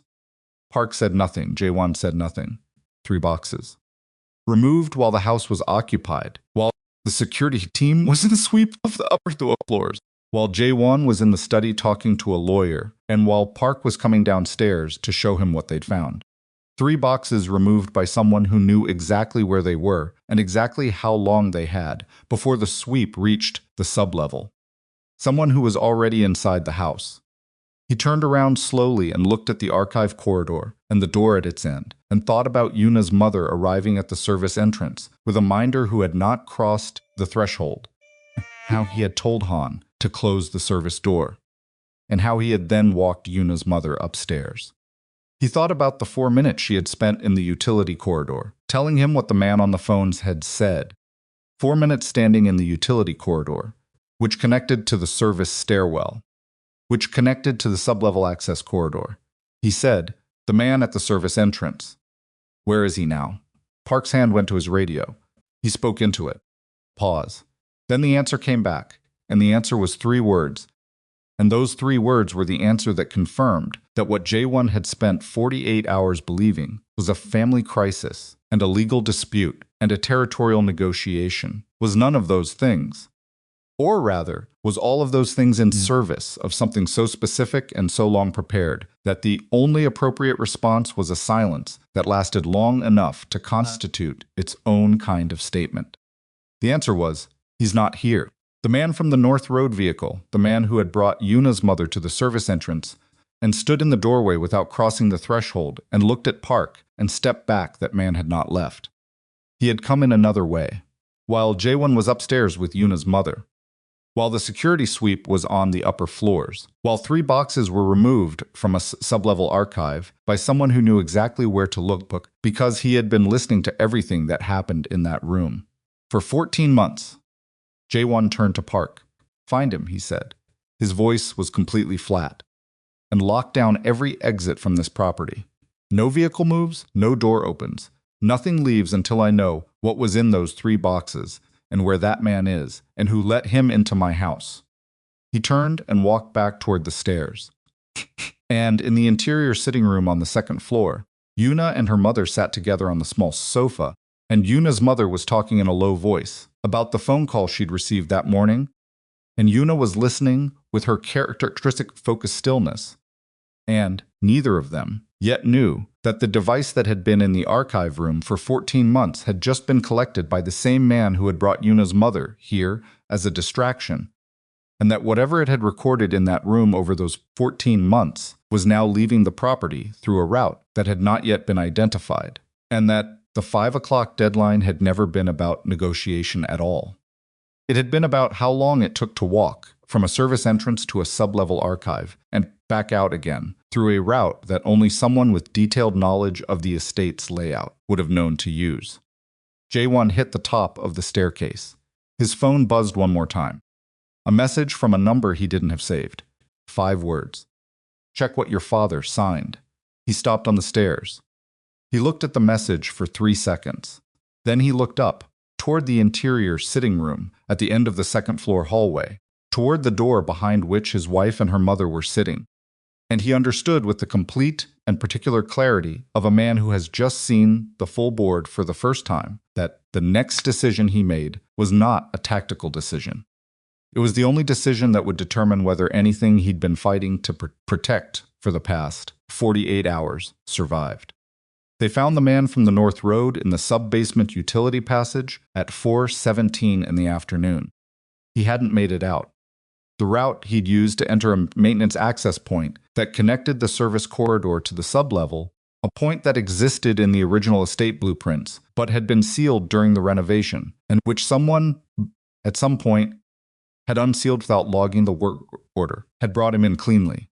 What it hadn't accounted for was Park Sung-gil, who had been in this building for 5 years and had made it his business to know every passage in it, including the ones that weren't supposed to exist anymore.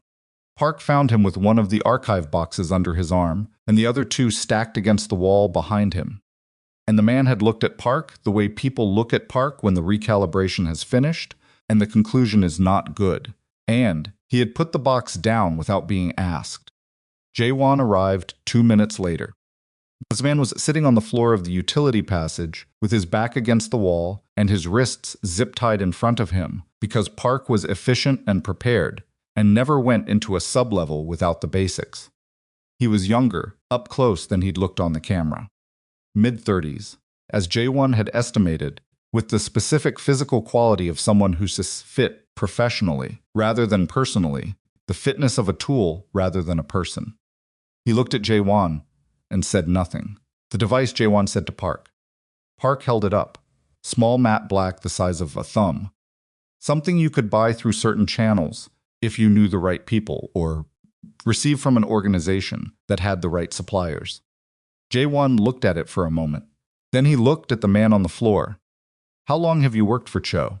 He said. The man said nothing. Not asking for his sake, Jae-won said.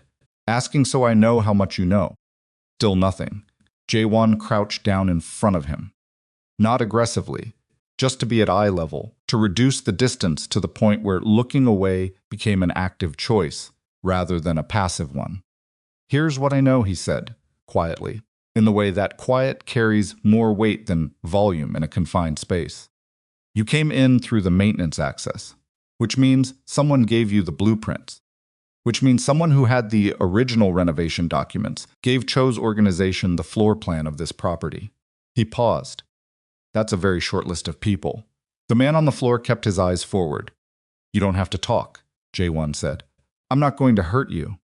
That's not what this is. He stood back up. But those boxes don't leave this building, and the device stays here. And what happens to you next depends on whether Cho Tae-sung values your silence enough to make your situation better, or whether you're the kind of asset that gets abandoned when the operation goes sideways. He looked at Park. Hold him here, he said. Get the boxes back to the archive. And get me the renovation contractor's file. He went upstairs. He stood in the kitchen for a moment. Mrs. O was at the stove. She heard him come in and turned around and looked at his face and turned back to the stove without a word, which was the Mrs. O version of giving him space, and he appreciated it. He poured water, drank it, standing at the sink, looking at the window above it, the glass dark now because afternoon had moved toward evening, while he wasn't paying attention to the time. The renovation contractor's file arrived via Park's email 40 minutes later. The document he needed was on page 31. A work order dated 16 months ago for the resealing of a maintenance access point in the sublevel utility corridor. Signed off by the project supervisor and countersigned for estate approval by Choi Soo-ki, who had been managing the household during the period. Jae-won had been occupied with the transition following his father's death, who had approved a work order to reseal an access point and had instead, at some point between the approval and the completion, arranged for it to remain open. He sat with that document for a long time, not because it surprised him. He was past surprise. He sat with it because there is a specific quality of grief that comes from understanding that someone you love built something against you slowly, carefully, over a long period of time, and that the love and the betrayal were not opposites, but existed simultaneously in the same person, and that knowing this does not resolve the grief, It only makes it more precise. He called his mother. She answered on the second ring. The maintenance access point, he said. In the sublevel. The work order you countersigned 16 months ago. Silence. I have the man Cho sent through it, he said. I have the boxes he took from the archive. I have the device he collected. He paused. And I have 16 months of patience left in me for this conversation. So I need you to tell me why. A long silence. Then, very quietly, your father made a promise to Cho that he couldn't keep. I know. He was sick, Jae-won. He was frightened. And Cho came to him in a way that felt like help. And the promise he made in exchange for that help was it was the archive. Not ownership, access. But access to an archive like that is... I know what it is, he said. When your father died, she said, I was the one who found the agreements. Before you. I found them and I understood what they meant and I made a decision. Her voice was not steady, but it was controlled. The steadiness of effort rather than ease. I made a decision to manage it myself rather than tell you. Because you would have gone to war. You've said that. I'm saying it again because I need you to understand. It was not malice. Not at the beginning. At the beginning, he said. Pause. At the beginning, I was trying to protect you, she said. The access point Cho's people approached me. 6 months after your father's death. They said they wanted a way to collect what was owed without direct confrontation. Without a war. I thought she stopped. I thought if I gave them a quiet way in, they would take what they needed and it would be finished. That I could manage it. And instead, they put a device in the room. I didn't know about the device, she said. I want you to know that. I agreed to the access point. I did not know they would use it to surveil. He looked at the work order on his screen. But you knew for 16 months that the access existed, he said. Yes. And when you called them from the car 2 nights ago, I called them because I was frightened, she said, and her voice broke on the last word, not dramatically, just a small fracture in the controlled surface. I was in a car by myself, going to a hotel at 11 at night, and I was 61 years old, and I had just been told to leave my own house by my own son, and I was frightened, and I called the one number I had where someone would answer. Kitchen was very quiet. He could hear the stove behind him where Mrs. O was working, the small sounds of a meal being made, the ordinary sounds of a house continuing to function regardless of what was happening inside it. I know you were frightened, he said. She didn't respond. I know the last 2 years have been. I know what my father's death cost you. Not just the grief, the position, what you'd built your life around. He pressed his hand flat against the counter. I know that, and I've been failing to acknowledge it because I was managing everything else. Jae-won. But what you built with Cho, he said, over 16 months, whether you meant to build it or not, has endangered this family. It has endangered Yuna. Her mother is sitting upstairs in a room in this house because Cho used her as a prop in an operation that you gave him the blueprint for. A silence that had a different texture from the earlier ones. Her mother, she said. He brought her here, as a distraction. While his man went through the access point you opened. He paused. She didn't know. Mrs. Park didn't know what she was part of. She thought someone was helping her see her daughter. He heard his mother breathe. A long, slow, difficult breath. I'm sorry, she said. He had waited a long time to hear those words. Not about Yuna's mother, about all of it. He had not expected them to feel the way they felt, which was not satisfying, which was something more complicated than satisfying, something that was tired and sad and relieved all at once in a mixture that didn't have a clean name. I know, he said. I hit her, she said quietly, as though she was telling him something he didn't know. I hit that girl in her own kitchen, and I told myself it was the plate. I told myself it was the carelessness, the disruption. But I hit her because I was angry at you, and she was there, and she was the thing that had changed everything, and she stopped. I have been doing that for 14 months, finding her and doing it. Yes, he said. That wasn't management, she said. That was just cruelty. He didn't confirm or deny it. What happens now? She said. Now, he said, you're going to call your lawyer and withdraw the filing completely. Every exhibit, every attached document gone. And then your lawyer is going to reach out to Baek Jihai and cooperate with whatever we need to close the legal situation with Cho. And Cho, I'll handle Cho. He won't, I'll handle Cho, he said again, with the particular quality of finality that means the subject is finished. Pause, and me, she said, what happens to me? He looked at the work order on his screen for a long moment. I don't know yet, he said. I need time. And you need to give me time without doing anything else. I can do that, she said. I know you can. He pushed away from the counter. I'll call you. He ended the call. He stood in the kitchen for a moment. Then he went upstairs to find his wife. She was no longer in the interior sitting room. He found her in the main hallway on the second floor, standing at the window, at the end of it, the window that faced the road, the one he'd been keeping her away from. She was looking out at the gate, where the vehicles that had been parked on the public road since the previous evening were now gone. They had left in the past hour. Park had told him, which meant Cho had pulled back, which meant Cho had understood from the failure of the archive operation that the window had closed. Cho was a man who valued leverage over violence. When leverage disappeared, he recalculated. Yuna was looking at the empty road when she heard Jae-won come into the hallway. She turned around. She looked at his face, and he could see her reading it, going through the same inventory when she'd been running since the morning. It's over, he said. Define over, she said. He told her. All of it. Standing in the hallway with the window behind her, and the evening light coming through it, he told her about the device and the access point, and what his mother had done, and why, and what Cho had been building for 14 months, and what the man from the North Road had come into the house to retrieve. He told her about her mother, and the way she'd been used without knowing it, and about the phone call he'd just finished, and about the work order on page 31. She listened without interrupting. When he was done, she was quiet for a long time. My mother, she said finally. She's fine. She's downstairs with Mrs. O. He paused. She didn't know what she was being used for. Yuna looked at the window. Your mother, she said. Not a question, but waiting. My mother made decisions over the past 16 months that I'm still understanding the full shape of, he said. Some of them came from fear, some from the specific kind of pride that turns into something dangerous when it's cornered. And some of them were just he stopped, just wrong, independently of why. Yes, Yuna said.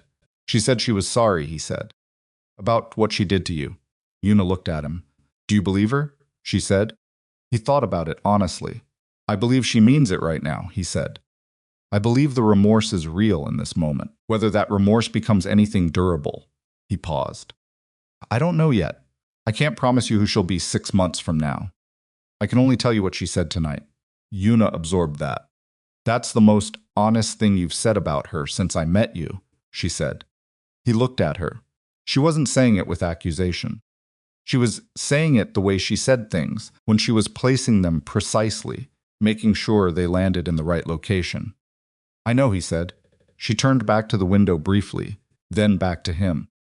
I'm not going to tell you to forgive her, she said. That's not mine to tell you. And I'm not ready to, I can't walk into a room with her right now and pretend the last 14 months didn't happen. I can't do that yet. I'm not asking you to. But I don't want to be the reason she's permanently gone either, she said. I don't want to be the thing that broke your family, Jae-won. I already came into a life that wasn't mine and disrupted. I didn't mean to disrupt it, but I did. You didn't break anything, he said. What broke was already broken. You just made it visible. She looked at him for a long moment. Something in her face shifted. Not softening, exactly. Settling. The way a thing settles when it's finally been placed on a surface that can hold it. Cho, she said. Cho is done, he said. He had one operational window and it's closed. What he collected from the archive before we caught his man is I'll deal with it. But the agreements my father signed, the claim, the petition, all of it is going to be withdrawn. He knows that pursuing it now, after what happened today, costs more than it earns. You're sure? He's a man who does math, Jae-won said. The math changed. She nodded slowly. And you, she said. What happens to you? He understood what she was asking. Not logistics. Not security. What happens to the version of him that had been running an organization that made this kind of situation possible, that had built a life in that specific space between law and consequence, that had married a 19-year-old woman and brought her into a house with a listening device in basement and vehicles on the road, and a mother who had been building something dangerous in the quiet. He had been thinking about this since the sublevel corridor, since he'd stood in the archive room and looked at the 3 gaps on the shelf where boxes had been, since he'd understood that the board he thought he was playing on was not the board. "I'm going to take the organization apart," he said. She went still. "Not because I lost," he said. "I didn't lose. Cho didn't get what he came for. The archive is intact. The filing will be withdrawn. Legally, I'm in a better position than I was 48 hours ago." He paused. "I'm going to take it apart because I've spent 3 years doing what my father did, and what my father did created the conditions for everything that happened in this house in the last 2 days. The device in the basement, the vehicles on the road, your mother used as a prop." He looked at her. "I built a world where those things are possible, where they're actually the predictable outcome of having what I have. And you live in that world. You came into my life, and you live in that world." "Jae-won, I'm not saying that to make you feel responsible," he said. "You're not responsible. I'm saying it because it's the calculation. I can keep operating the way I've been operating, which means this happens again in some form, because it always happens again in some form. Or I take it apart. The illegal operations, the network, the relationships that require this kind of management." He said the word the way she'd said it, with the same weight on it. "And I build something with what's legitimate." She looked at him for a long time. "That costs you a lot," she said. "Yes. People will see it as weakness. Some of them," he said. "People who operate the way I operate see de-escalation as weakness. They'll test it." He shrugged slightly, the shrug of a man who has already moved past a decision and is dealing with its consequences.